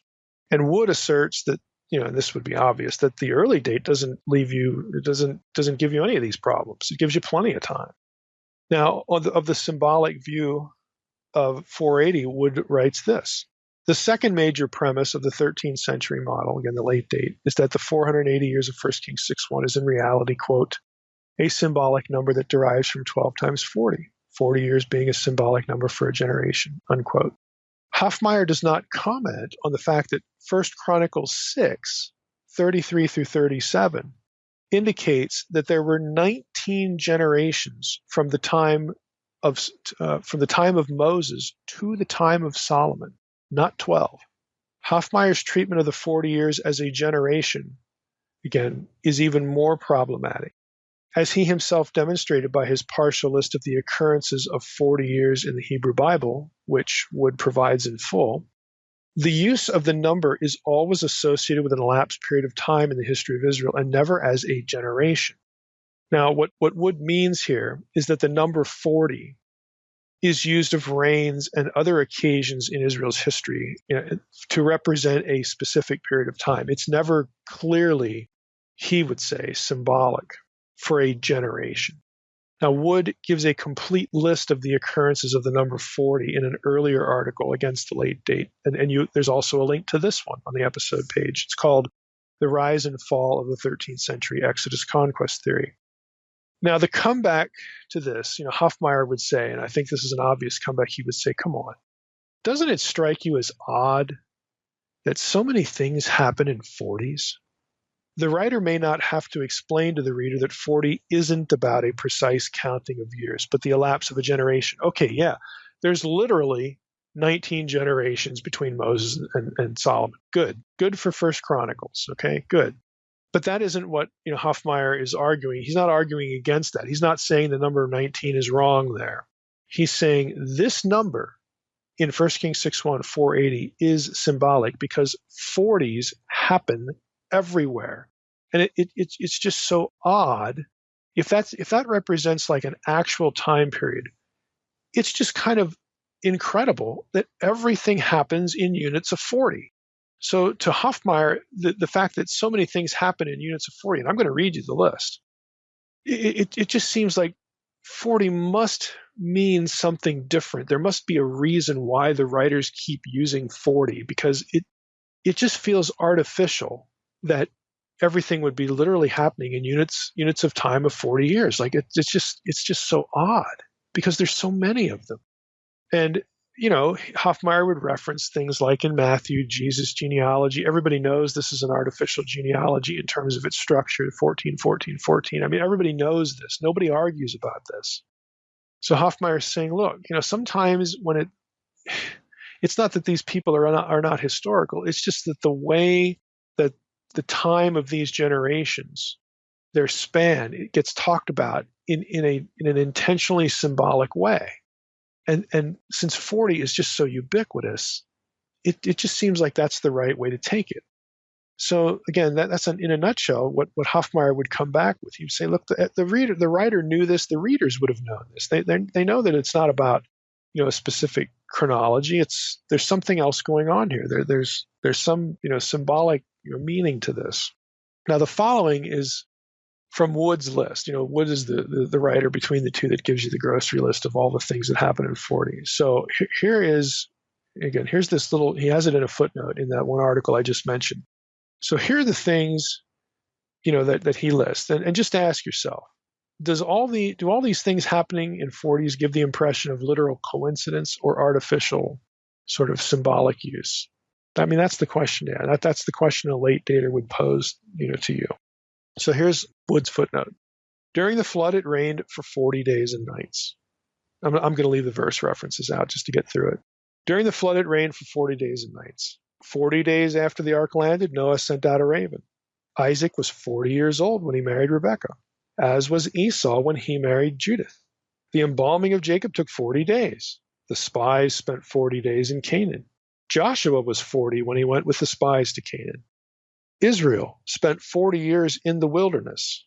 Moses was on Mount Sinai 40 days and nights, the first time he received the law, as he was the second time. Moses fasted 40 days and nights for the sin of the golden calf. There were 40 years of peace during the judgeships of Othniel, Deborah, and Gideon. The Israelites were oppressed by the Philistines 40 years. Eli judged Israel 40 years. Ishbosheth was 40 when he took the throne following Saul's death. David reigned for 40 years, as did Solomon. Elijah traveled 40 days and nights from the desert of Beersheba to Mount Horeb. Ezekiel lay on his right side for 40 days for the 40 years of the sins of Judah. Ezekiel predicted that Egypt would be uninhabited for 40 years. And Jonah preached that Nineveh would be overturned in 40 days. Okay, that's the end of Wood's footnote. Now, there's a lot of stuff happening in 40s. Again, the question is, and Hoffmeyer would say, look, it just strikes me as too coincidental to believe that all of these uses of 40s are supposed to be understood as literal. progression of time, 40 years, 40 days, whatever it is. And we haven't even gotten into the multiples of 40, like the 480 is for 1 Kings 6:1. So Hoffmeyer says, look, there's a lot of other things that really indicate that the Exodus occurred during the time of Ramses II. And if that is the case, then not only does it seem like we should take 1 Kings 6:1, the 480 there, as symbolic, but we really have to. And that brings us to the second content item, Exodus 1:11 and Ramses. So if for early daters, the 480 of 1 Kings 6:1 is like kind of, a linchpin argument, if that's the case, and it is, for that view, and because again, they'll argue that if you don't look at it that way, you've got these other chronological problems that develop. Since that is the linchpin argument for them, this is the linchpin argument for the late date. And so here we go. Exodus 1:11 and Ramses. Now, we've had a whole episode on this before, and but basically the scholarly infighting that goes on over this. Wood obviously rejects the idea that the Ramses, Ra'amses in Exodus 1:11 is Ramses II. Wood rejects that. Wood views Ramses or Ra'amses in the verse as a place name updating. If you remember that from the earlier episode, it says, Ramses there because a later editor put it there. It changed an older name that the place would have been named, during the early date of the Exodus before Ramses, was born, before we had a Ramesside dynasty.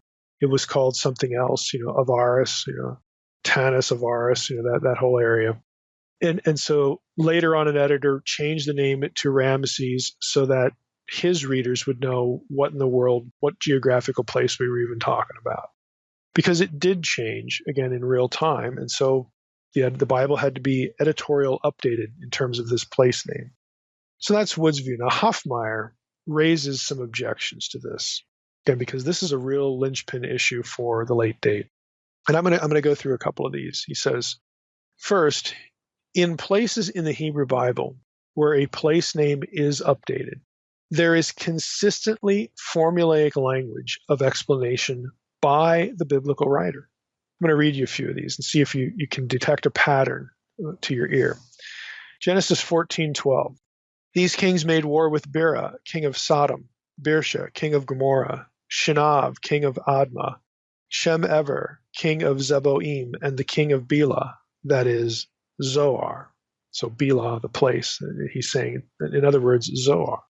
Genesis 14:3. And all these joined forces in the valley of Siddim, that is, the Salt Sea.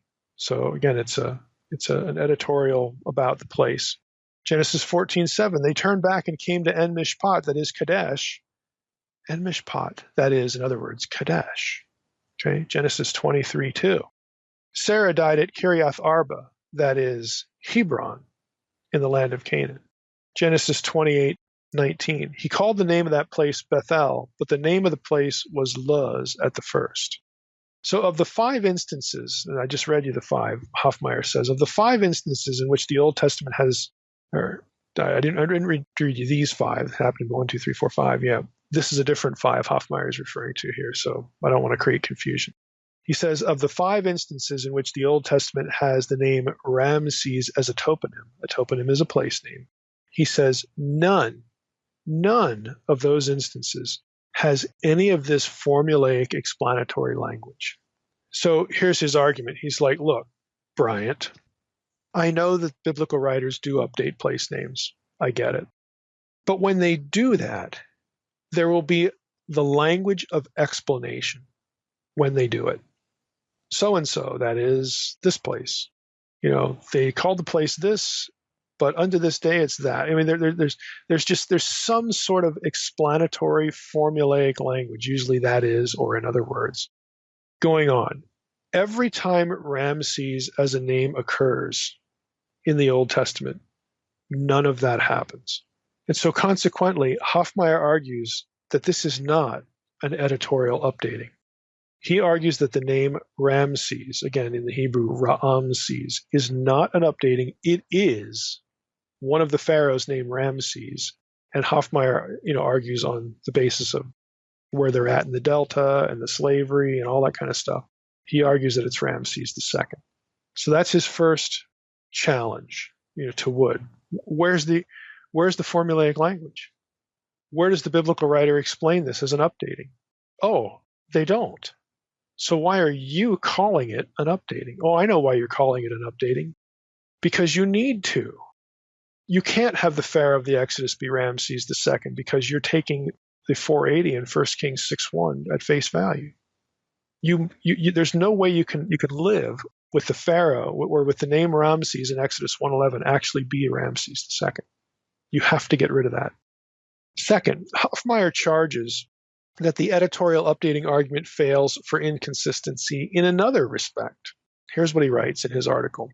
He says, quote, if the text was changed from an earlier name, such as Avaris, to Ramses, then why was the name not subsequently updated to Zoan, Tanis, the Delta capital that replaced P. Ramses around 1070 BC and prospered into Roman times? Now, let me stop there. He's saying, look, if you're arguing that a later editor took the name Avaris, got rid of it, put in Ramses, well, guess what, Bryant?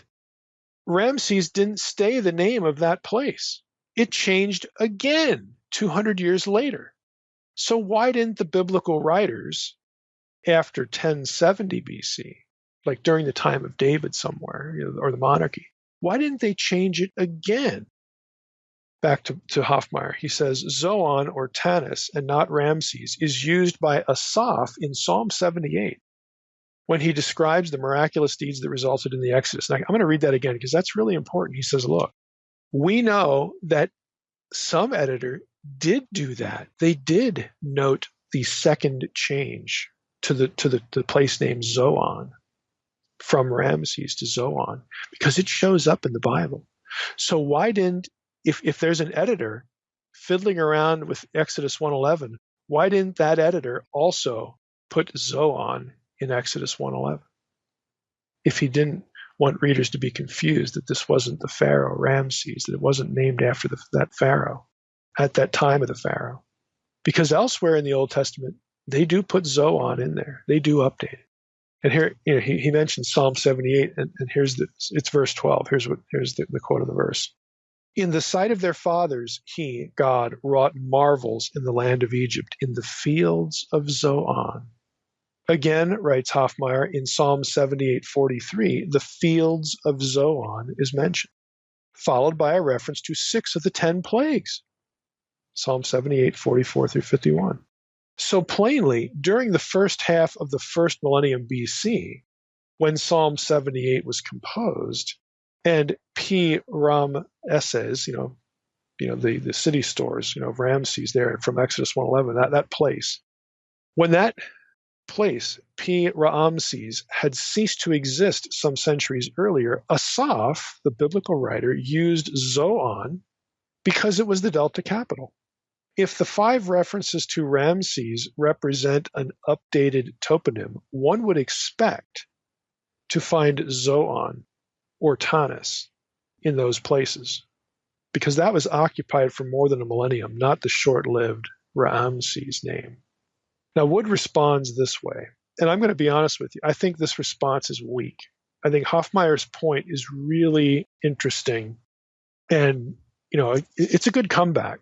It's a good comeback to the editorial updating position, but Wood responds this way. Again, you might think this is good, but this just feels like it falls short a little bit.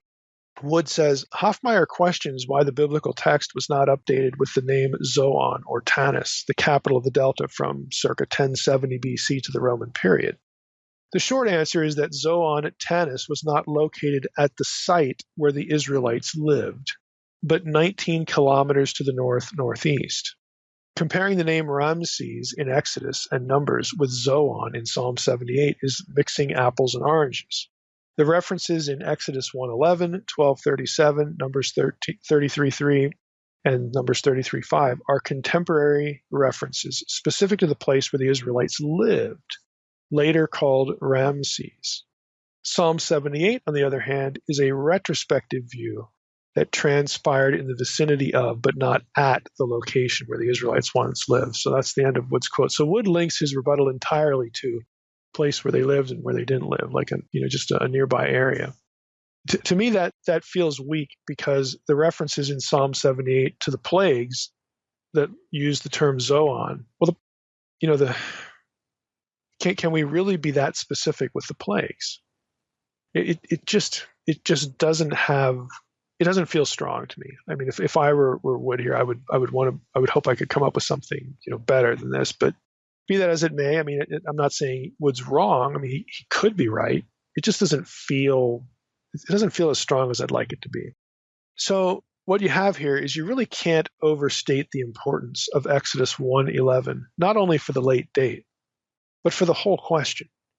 If Ramses in Exodus 1:11 and these other, these four other passages refers to Ramses II, then there is no debate. The late date is obvious. So that is the linchpin for the late date position, just like the 480 is, for the early date. And again, the chronological problems alternatives might create. That's the lynch date for the early date. This is the linchpin issue for the late date. Well, all right, we're just going to jump in and continue where we left off from last time. Well, now, if you recall our earlier episode, there was an Egyptologist, a very prominent one, Donald Redford, who didn't buy that Ramses was a reference to the Pharaoh in Exodus 1:11. We talked about Redford's skepticism in that earlier episode. He just doesn't buy into it. Hofmeyr opposes Redford's skepticism. Naturally, that's no surprise. He doesn't think Redford is correct. He thinks it is Pharaoh Ramses II. And Hofmeyr cites other prominent Egyptologists that don't buy into Redford's objections either. One example is John Currid, and I've read from Currid's book in previous episodes. Currid is a late dater, and this is what Currid writes about this whole issue. Another problem in attempting to identify Ramses was outlined by Donald Redford in 1963. He argued that the biblical Ramses could not be the Delta capital of the Ramessides because the latter was called Per-Ramses in Egyptian texts. And he quotes Redford here. Is Ramses to be equated with Ramses II's new capital? Because in Exodus 1:11, it's Pithom and Ramses. It's not Per-Ramses. This is, Redford is fixated on this. It's not the same name that you'd see in Egyptian texts as Redford's argument, so it can't be the same thing. It can't be the same place. It's not named after the Pharaoh. So back to Currid. Currid says, let me see. Do I want to include Redford? Yeah, I'll include Redford's comment here. Is Ramses to be equated with Ramses II's new capital? The latter during the late New Kingdom bore the name Per-Ra-Mes-Su, and whence we would expect a Hebrew P Ramses. But biblical Ramses, that's not what we have. So the two names, Redford says, just seem to have nothing in common. Now back to Currid. Manfred Betak, Currid points out, has adequately answered Redford's challenge by demonstrating on the basis of earlier work by Sir Alan Gardner and Wolfgang Helck, those are, again, two other very famous Egyptologists, that the per of Per-Ra-Mes-Su does indeed drop off in various grammatical situations. And so Currid concludes that the abbreviated form, just Ramses, could have easily transferred to another language. That's the end of the Currid quote. Now he's citing Betak, Manfred Betak, and some of you may be able to get this book in case you're interested on Betak's rebuttals to Redford. It's from an essay in a book. The essay is called Comments on Exodus in the book Egypt, Israel, and Sinai, edited by A.F. Rainey. That's R-A-I-N-E-Y. That is available. Still, you can find it used on Amazon. So if you want that resource, you can get it. Hofmeyr further argues, quote, none of the geographical terms found in Exodus 1:11 and the root of the Exodus are known in Egyptian sources prior to the 13th century. Let me read that again. Hofmeyr says, look, the rebuttals to Redford's objections that Ramses in Exodus 1:11 cannot be Ramses the Great, Ramses II's royal residence, he says those objections have been answered by other Egyptologists. The per part of the name does drop off, and so the fact that it's just Ramses in Exodus 1:11 is no rebuttal. And then he adds, I'll read it again, quote, none of the geographical terms found in Exodus 1:11 and the route of the Exodus are known in Egyptian sources prior to the 13th century. Now that's pretty startling, because you'd think, again, you would think that wouldn't be true if we have an early date for the Exodus. Now, you could argue against Mosaic authorship for the Exodus accounting, and you could say, well, somebody writing after the 13th century, when these place names existed, could be using these place names to tell the story of Moses, but the actual event would have happened in 1446 BC. You'd actually have to argue against Mosaic authorship at this point to hold the early date. Now, Wood actually doesn't want to do either. Again, I'm telling you what I think is the most coherent. Wood says, look, Hofmeyr says none of these place names, these toponyms, are in Egyptian sources from the before the 13th century. That's an argument from silence. That's true, but again, to my ear, it's a little bit startling. Is that the same kind of argument from silence that we might object to in other things? Well, maybe it is, maybe it isn't. I don't know, but that's all that Wood says. And I know Wood, and he's not going to argue against. I'm very, very. I don't know if I'm completely sure, but I'm really sure, pretty sure, that he would not argue against Mosaic authorship to save the early date bacon in this argument. Instead, he's just going to say that's an argument from silence. And that's what he does in his article. So I don't think he would go beyond that. So is that a good argument or not? No. Third item, Judges 11:26. Now, Wood takes this number at face value just like he does 1 Kings 6:1. Let me read you the verse. This is Jephthah speaking, the judge. While Israel lived in Heshbon and its villages, and in Aroer and its villages, and in all the cities that are on the banks of the Arnon, 300 years, why did you not deliver them within that time? Now, if you don't recall the context for what's going on in Judges 11, this is Jephthah basically, I don't know if I want to say picking a fight, might be the right way to put it, with in the context of Moab, and he's saying, look, this is land, that doesn't belong to you, and so on and so forth. Israel has been in this place, this thing they're arguing about. We've been here for 300 years. Let me just pick up a few of the earlier verses. We'll start in verse 23. So then the Lord God of Israel dispossessed the Amorites from before his people Israel. Okay, the Amorites, again, this is another way of referring to the Rephaim specifically, but we'll just say the Canaanites here. It's a way of referring to the conquest. The judges period is after the conquest, under Joshua. So Jephthah says, hey, the Lord, the God of Israel, dispossessed the Amorites from before his people Israel. Are you going to take possession of them? Will you not possess what Chemosh, your God, gives you to possess? I mean, you got your own lands. Chemosh gave you those. This is ours. And all that the Lord our God has dispossessed before us, we will possess. It's our land. Now, are you any better than Balak, the son of Zippor, king of Moab? Did he ever contend against Israel, or did he ever go to war with them? While Israel lived in Heshbon and its villages, and in Aroer and its villages, and in all the cities that are on the banks of the Arnon, 300 years, why didn't you deliver them within that time? Again, he said, may the Lord, the judge, decide this day between the people of Israel and the people of Ammon. So, he's talking to the king of the Ammonites, he's bringing up the king of Moab, he's bringing up Chemosh, the Amorites, and all this stuff.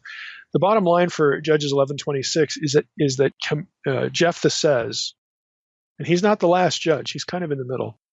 He says, look, we've been here 300 years. Now, Wood takes that number at face value. And if you do that, it requires there to be 300 years between the time of the conquest and the time of Jephthah. That would be logical. I mean, for him to say that and take it at face value, he's saying, look, today is like 300 years since the conquest. Now, this is Jephthah, and there were 6 more judges, Ibzan, Elon, Abdon, Samson, Eli, and we'll include Samuel here. He was the last judge. There were 6 more judges after Jephthah before we get to the beginning of Israel's first king, the monarchy, Saul. If we take the years of each of these judgeships at face value, we get from Jephthah to the life of Samuel, 103 years. So that means there needs to be roughly 400 years between the time of Moses, or let's just say, I was going to say Moses' death. Let's just say that the time of the conquest, okay? There has to be roughly 400 years between the time of the conquest and the time that Saul becomes king. Now, if the early date is right, the conquest under Joshua wrapped up circa 1406. Let's just call it 1400.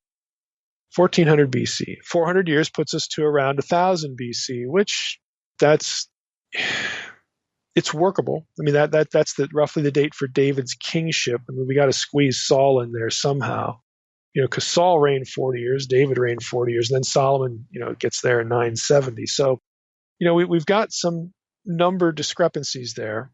We've got this 400-year period, doesn't quite, work, just numerically. And, people like Wood, who take this number seriously at face value, they say, look, we can fiddle with the numbers here a little bit because various judges could be, and really ought to be, understood as ruling concurrently. So we don't just take the numbers of the judges and string them one after the other. There were a number of judges that ruled at the same time, but in different parts of the promised land. So he's saying that, some of this is going to overlap. And again, this is not really in dispute either. Everybody sort of recognizes this. So he's like, you can scrunch the chronology, the beginning of the monarchy, the end of the conquest, and what Jephthah said. You can make it work if you want to take the 300-year number at face value. But then he turns it on Hoffmeyer in the late date and says, so how are you going to make 300 years work? If you have the Exodus occurring in 1267, and then look at the dates associated, or the years associated with Moses, they wander around 40 years. Now we're down at 1227, and they get in the land. It's like 7. Estimates are 7 to 10 years. For the conquest. So 1227. Let's just call it 1220. You've got 120 years. Okay. In theory, at least on paper, before the monarchy begins. But now you've got a 300-year number in Judges 11:26 to work with, to deal with, which is actually bigger. Again, if you add some of the judges, even if you take them as not linear, if there's some of these that are concurrent, you've got at least 300 years to compress into 120. How are you going to do that? So this is a big deal for the early date as well. Again, 1 Kings 6:1, they can live with the Septuagint in Exodus 12:40 as long as you don't impose math on it, a breakdown on it. And then Judges 11:26 is a big deal because Wood would just say plainly, Hoffmeyer has a serious problem here. The late date has a serious problem. Concurrent judgeships might be able to handle a 100-year overshot. But you have an overshot problem of more than twice that length. What are you going to do with that? Now, Hoffmeyer responds this way. This is how a late dater would respond. Quote, a literal understanding of certain large numbers may not always be correct if the authorial intent was not literal. Such misplaced literalism would be a misinterpretation of Scripture's meaning. Thus, Jephthah's statement that the Israelite tribes had occupied areas of the Transjordan 300 years earlier, since the days of Moses, or at least the end of Moses' life, could be a case of hyperbole that is intentionally exaggerating the time in order to strengthen his dispute with the Ammonites. That's the end of the quote. So Hoffmeyer is saying, look, Jephthah's exaggerating just to pick a fight or make a point with the king of the Ammonites. We should not take this literally. And Hoffmeyer is going to know, and we've had this discussion as well about the use of large numbers being hyperbole. But, let's be honest here. I think the legitimate use of hyperbole with large numbers, we talked about the large number problem. Those are terms when you're talking about tens and hundreds of thousands, not 300. Okay, so that to me, this response on Hoffmeyer, I said the response of Wood earlier about the editorial updating with Zoan was weak. I think this is weak. This really strikes me as a weak response. Just an exaggeration. I mean, he has to say that, but again, if I were a late dater, I want more than this. It just has the feeling of, what else can I say? Just like earlier Wood, that's how it makes me feel. What else can I say? So there you go. So the early daters, again, really, are going to push Judges 11:26 as being a number that we take at face value. Now you could also, to be fair to late daters, Hofmeier doesn't get into this, but you could say, look, Jephthah, really? We're getting information from Jephthah now. This is the guy who uttered the insane vow at the end of his judgeship and has to sacrifice his daughter. And I realize there's more than one view of that, but just work with me here. This is the guy that was such an idiot that he did that. Even in this passage, he refers to Chemosh as the god of the Ammonites. That wasn't their god. Chemosh was the god of Moab. It's in the Moabite stone. So Jephthah even gets that wrong. This is no scholar. He's a hack. He's just a judge and kind of a bad guy too, in the end, or a stupid guy. Yes, God used him, but he's a bit of a moron. So why should we take Jephthah's understanding of Israel's chronology seriously? He could just be throwing a number out there. And essentially that's what Hofmeier argues. So you could dress it up a little bit, but at the end of the day, that's really, that's the late, or that's the late date comeback. If I was a late dater, I would wish for a little bit more on that. I'd wish for something a little bit better. Item number 4, the lack of external reference to Israel in Canaan earlier than the 13th century BC. Now, Hofmeier and other late daters argue that the earliest reference to Israel being in Canaan, in the Promised Land, the earliest external artifact, inscription, anything, the earliest external evidence we have for Israel even being in the Promised Land, which of course they would be after the Exodus, is the 13th century, specifically the Merentah or Merneptah, you'll see it spelled both ways, stela. Hofmeier explains, and you've probably seen a picture of this. This comes up all the time, with the book of Exodus and just generally biblical archaeology. Hofmeier writes, one of the major problems for the early date Exodus is the early date conquest. As one who has extensively studied texts relating to Egypt's military activity in Canaan from the 16th through the 14th centuries, I have been troubled by two problems, Hofmeier says. First, among the records of the warring kings of Egypt who had imperial control of Canaan and Syria from circa 1500 to 1200 BC, except for the Merentah stela, there is no reference to Israel or any of the tribes, despite the fact that several hundred toponyms are known for the region. Let me stop there. He's saying, look, Egyptian, war chronicles, they use 700 place names from Canaan. I mean, they're familiar with Canaan, but there's only one reference, and it comes in the 1200s. There's only one reference to Israel or any of the tribes, just one. And so, Hofmeier is saying, that's a real problem for the early date. There's like nothing in the archaeological record about the people, while there is plenty in the archaeological record about the places.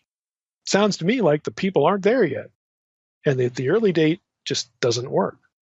Now, Hofmeier continues, and he says, Wood points to a recently published inscribed block by Manfred Georg, that's G-O-R-G-O with the umlaut, that is stored in the Berlin Museum as possible evidence of Israel's presence in Canaan in the 15th century. So, let me stop there. Wood brings up an artifact, and again, you have access on the episode webpage to this article about this artifact.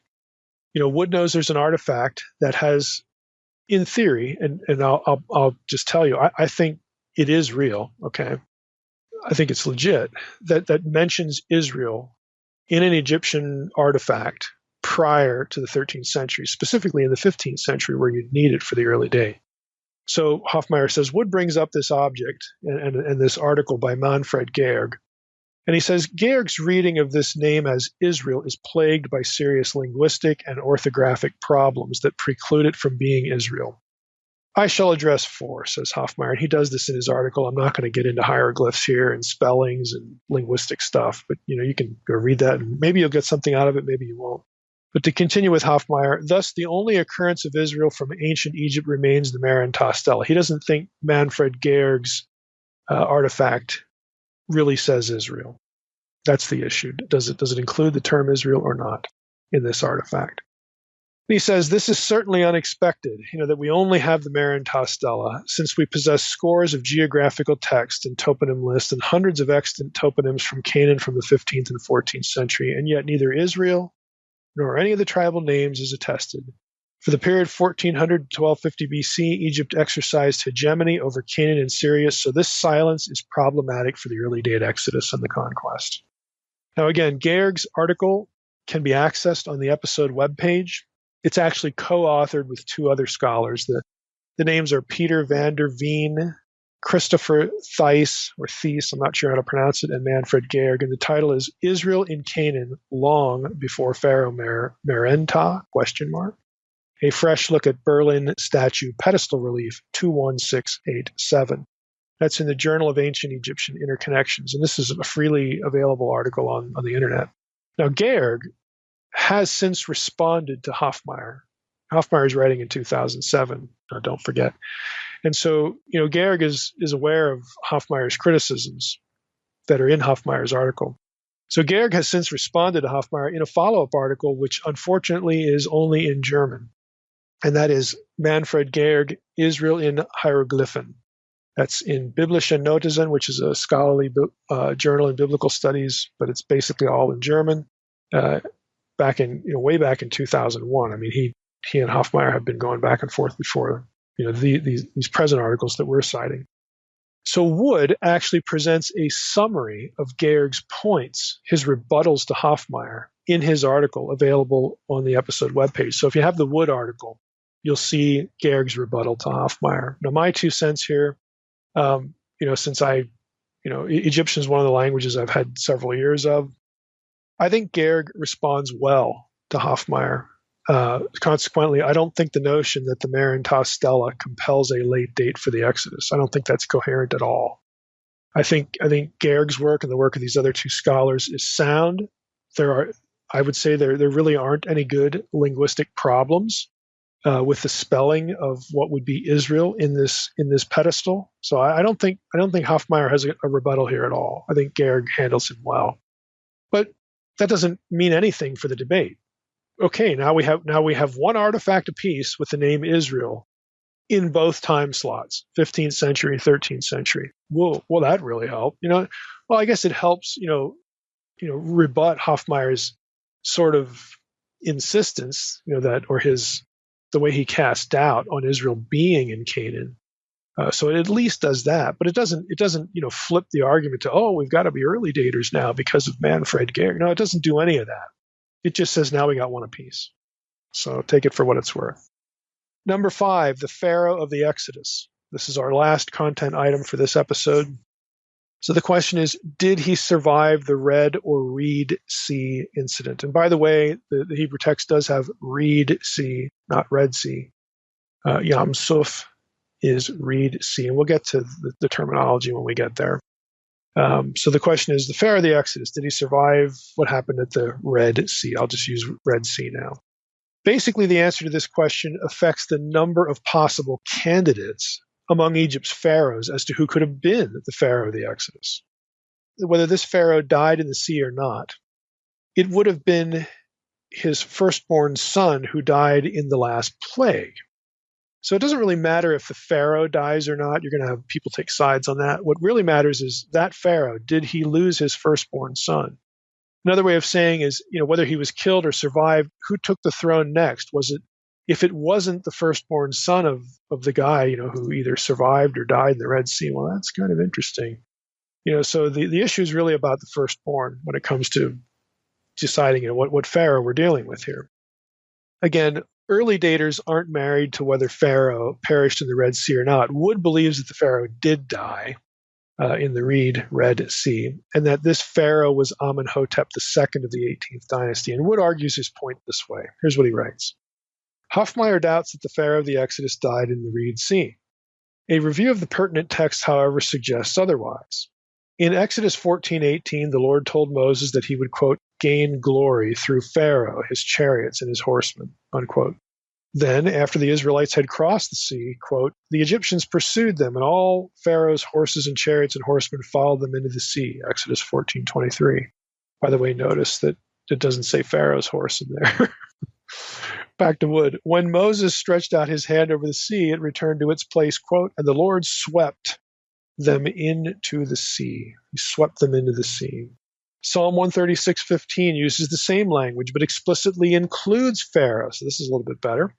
The Lord, quote, brought Israel through the midst of it, but swept Pharaoh and his army into the Yam Suf.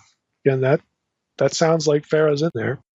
The Egyptians were then engulfed in the returning waters, such that the entire army of Pharaoh perished, quote, not one of them survived, Exodus 14:28, Psalm 106:11. So Wood says a clear sequence is presented in these verses. 1, the waters are parted. 2, the Israelites cross on dry land. 3, the Egyptian army charges into the sea in pursuit of the Israelites. 4, while in the midst of the sea, the Egyptians, including Pharaoh, are thrown from their chariots as the waters returned. And 5, the entire army is engulfed by the returning waters. Wood writes, it is highly unlikely that Pharaoh, the one the Lord would gain glory through after being thrown from his chariot, somehow miraculously escaped the massive inundation of the returning waters of the Yam Suf. A straightforward reading of the biblical text implies that all of the pursuing Egyptians, including the king himself, drowned in the Yam Suf. I want you to remember that line. Wood says that the Pharaoh of the Exodus drowned in the Red or Reed Sea. Now, another scholar, Douglas Petrovich, also likes Amenhotep II as the Pharaoh of the Exodus, but he doesn't think that Pharaoh died in the Reed Sea. And he doesn't see that as a problem for biblical reliability when it comes to these verses that I just, sort of truck through here that Wood uses. So Petrovich rebuts Wood's use of these passages as indicating Pharaoh's death. And you can go read Petrovich's article. Again, that's also accessible on the episode webpage. So, you got one early data that says Pharaoh died, another one says he didn't. Petrovich rebuts Wood's use again of these passages, noting that none of them actually says the Pharaoh died. The one says the Pharaoh gets swept away, but, okay. He further points out how Amenhotep's reign length, now here this is a bigger issue. Petrovich points out how Amenhotep's reign length, this is Amenhotep II, cannot accommodate Wood's early date defense if Amenhotep II died. Since Petrovich doesn't think he died, he defends the Amenhotep II identification by different means, zeroing in on the fact that Amenhotep II's firstborn son was not his successor. Now, Hofmeier obviously doesn't think that the Pharaoh of the Exodus was Amenhotep II, because his Exodus is like a couple hundred years later. It's a later dynasty.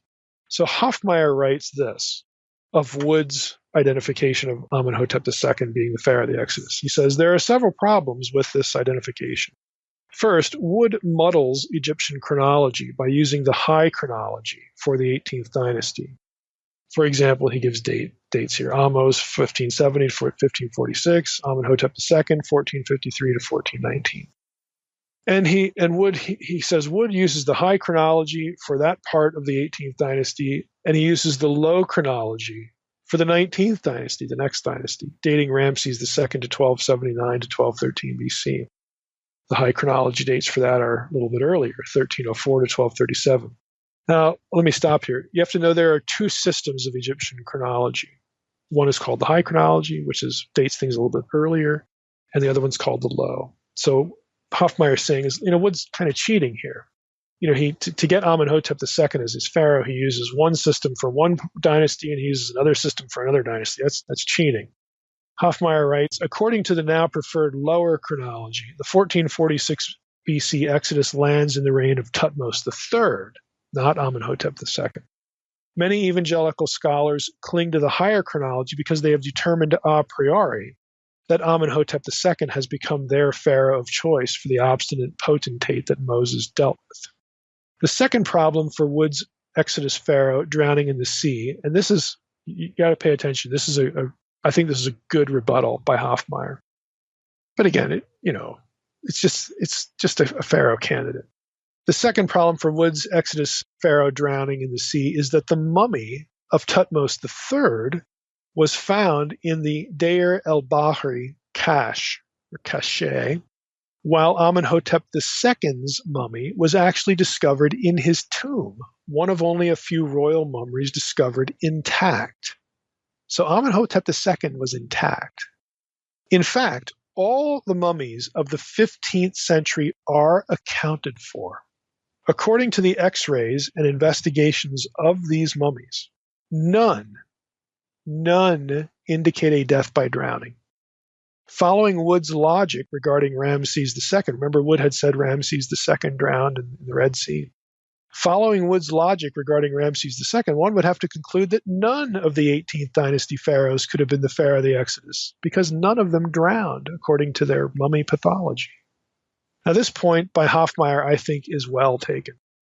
Drowning as a cause of death for Amenhotep II would be detectable by virtue of pathological inspection. Hofmeyr would argue, like Petrovich, that it's not necessary to say the pharaoh of the Exodus died anyway, so it's okay to posit Ramses II. He's just saying, look, none of these other guys drowned, but Hofmeyr knows that there's going to be people like Petrovich that don't have him dying in the Red Sea. So I'm not going to press the point too far. I'm going to stick with my man Ramses II. But he uses this to sort of dig at Wood, and it's a good dig. It's a good rebuttal. But Hofmeyr, again, he doesn't press it too far, but I don't want you to miss the point. So the real question, though, is what about the firstborn son? Now, this is interesting enough here. Ramses II was succeeded by Mer-en-Ptah, or Merneptah, if you prefer that. But Mer-en-Ptah was not his firstborn son. So Hofmeyr is going to argue, look, I've got a good candidate here, Ramses II. I got the name in Exodus 1:11. He was not succeeded by his firstborn son. Now, and I don't have to have him drowning in the Exodus, so we don't even need to worry about what the pathology of the mummy. And he's going to say, who's the pharaoh for the early date? At the very least, you can't say he died, because we have all the mummies, and they've all been examined. So you're going to have to exclude that from your argument at the least. But in case of Ramses II, again, he was succeeded by Mer-en-Ptah, who was actually the 13th son of Ramses II. And we know that from Egyptian texts. He was not Ramses II's firstborn. It's actually uncertain as to who Ramses II's firstborn was. I mean, he had like scores of kids, literally. And that brings us to wrap up, just as an Egyptological point of curiosity, KV5. You may not know any of this stuff about the pharaohs, but this is one of the reasons why it's a peripheral reason, I'll admit it, but it's one of the reasons why the discovery of KV5 was a big deal. This is back in the 90s, and I have a link to this on the episode webpage if you want to go back and read the New York Times article. KV5 was the tomb that was entirely underground. People had been walking over it for decades, and it's the largest tomb complex known for any in the entire spectrum of Egyptology. And this is the tomb where scores of Ramses II's sons were interred. It's discovered by Kent Weeks, who was an American Egyptologist. I don't know what's happened. It used to be you could actually go into each one. There was an interactive website called the Theban Mapping Project that appears to be defunct right now. I don't know if they moved it and called it something else. I mean, who knows? But you can at least go read the article. This thing is massive, and it has lots and lots of rooms. It's going to take decades to excavate because they're all filled in, and it's all underground. So it could be that we would find, again, if it's fully excavated, there may be the remains of Ramses II's firstborn son there.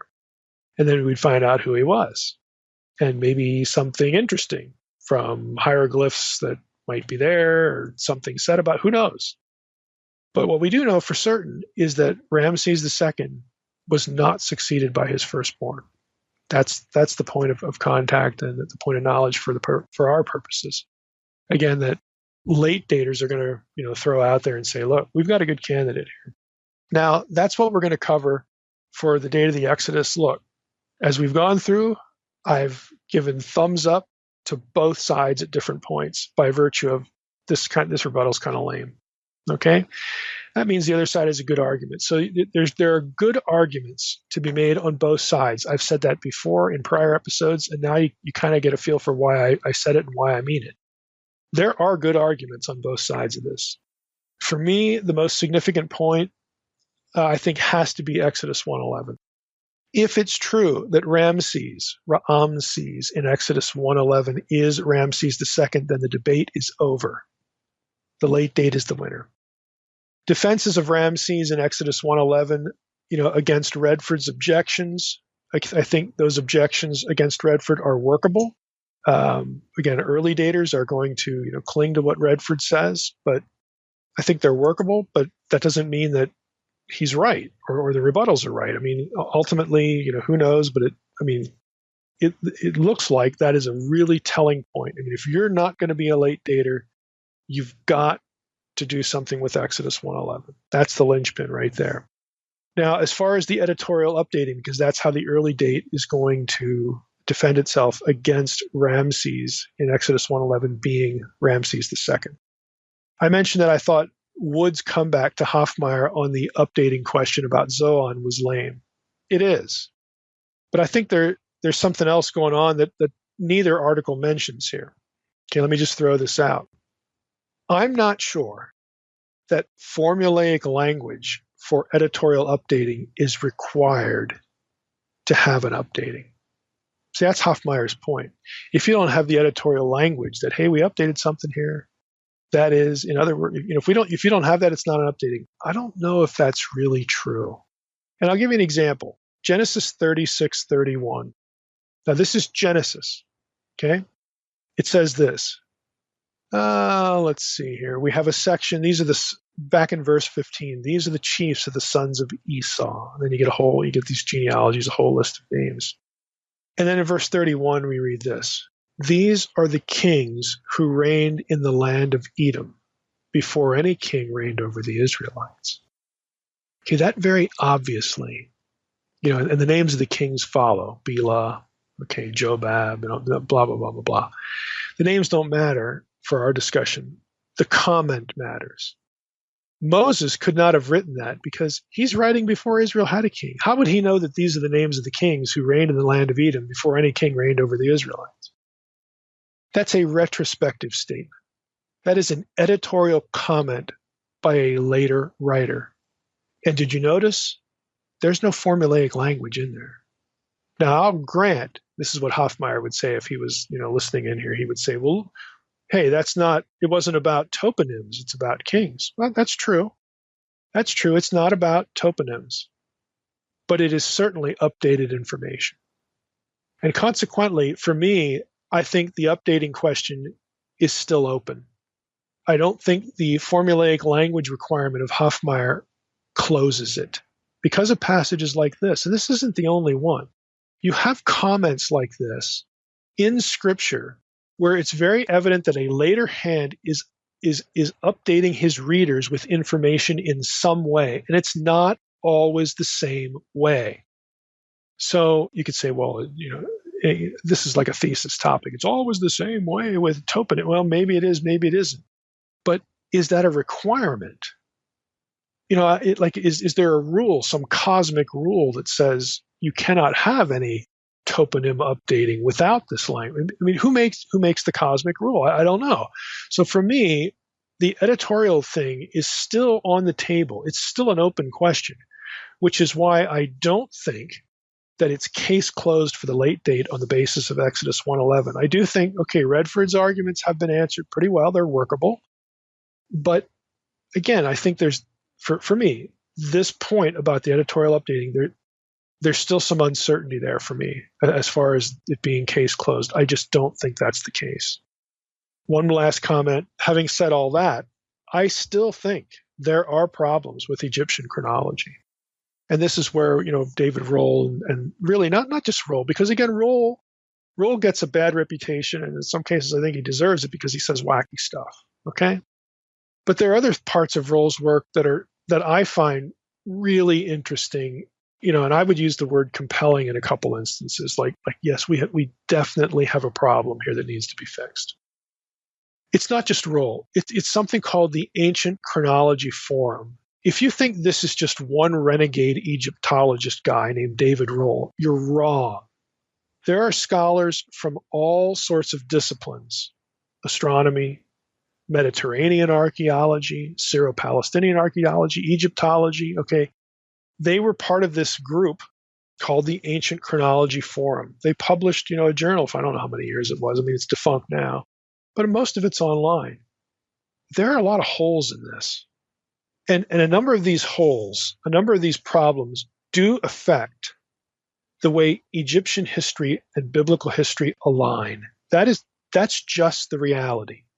I don't know who's right, the quote unquote traditionalist, chronology people, or some of the Ancient Chronology Forum, the chronological revision people. I don't know who's right. And frankly, neither do any of them. But they're making a case, for changing the chronology of these areas in the ancient world, which affects the Bible and affects topics like this. They make cases. And some of the cases really, I think, deserve attention. Some of them, okay, Roll says nutty stuff. Good, so what? What about the stuff that he says that isn't nutty? You're using his nutty stuff to excuse yourself from looking at it. That's just not good methodology. So I think there are still problems with the whole system that need resolution. Maybe they can't be resolved. I don't know. So it's because of this kind of stuff that I find this stuff interesting. But you hit a wall with chronology where you just say, for lack of a better way of putting it, a lot of this stuff is insoluble. And for me, I just wasn't going to spend any more time on it. I would rather do biblical theology in its ancient Near Eastern context. I think it's more interesting. I think it's powerful. I think it affects lives. I think it helps people become better readers of Scripture 100 times over more than a question like the date of the Exodus. And again, I don't want to denigrate anybody's work here because I benefit from their work. I think this whole episode's an illustration of how we benefit from people who do drill down. But I'm actually saying they need to drill down more because there are people who have produced serious problems that need to be addressed. And for me, I'm not going to be a chronologist. That's not my calling. It's not my career. I'm going to go off and do what I do, like on the podcast and the stuff that I write in Unseen Realm, biblical theology in light of its own ancient Near Eastern context. It's ancient context, period. Israelite first century Jew. That's what I do. That's what I know I'm called to do, to spend the hours that I have on, not this. So I've tried to tell you why, and at least give you an idea that, yep, there are good arguments on both sides. There are problems on both sides. So be warmed and filled. Pick the one you like. Just be non-committal. It doesn't matter to me. But we're going to move on next week. We're not going to return to chronology. We've got other things, fat to fry. We've got the Yam Suf crossing. What does that mean? Where might it have been? What's the historical and symbolic meaning of this? And there's a lot there. Trust me. Problems with the itinerary, the location of Sinai. We'll have to get into that at least once more. All that kind of stuff. But we're going to be moving on from chronology if we can help.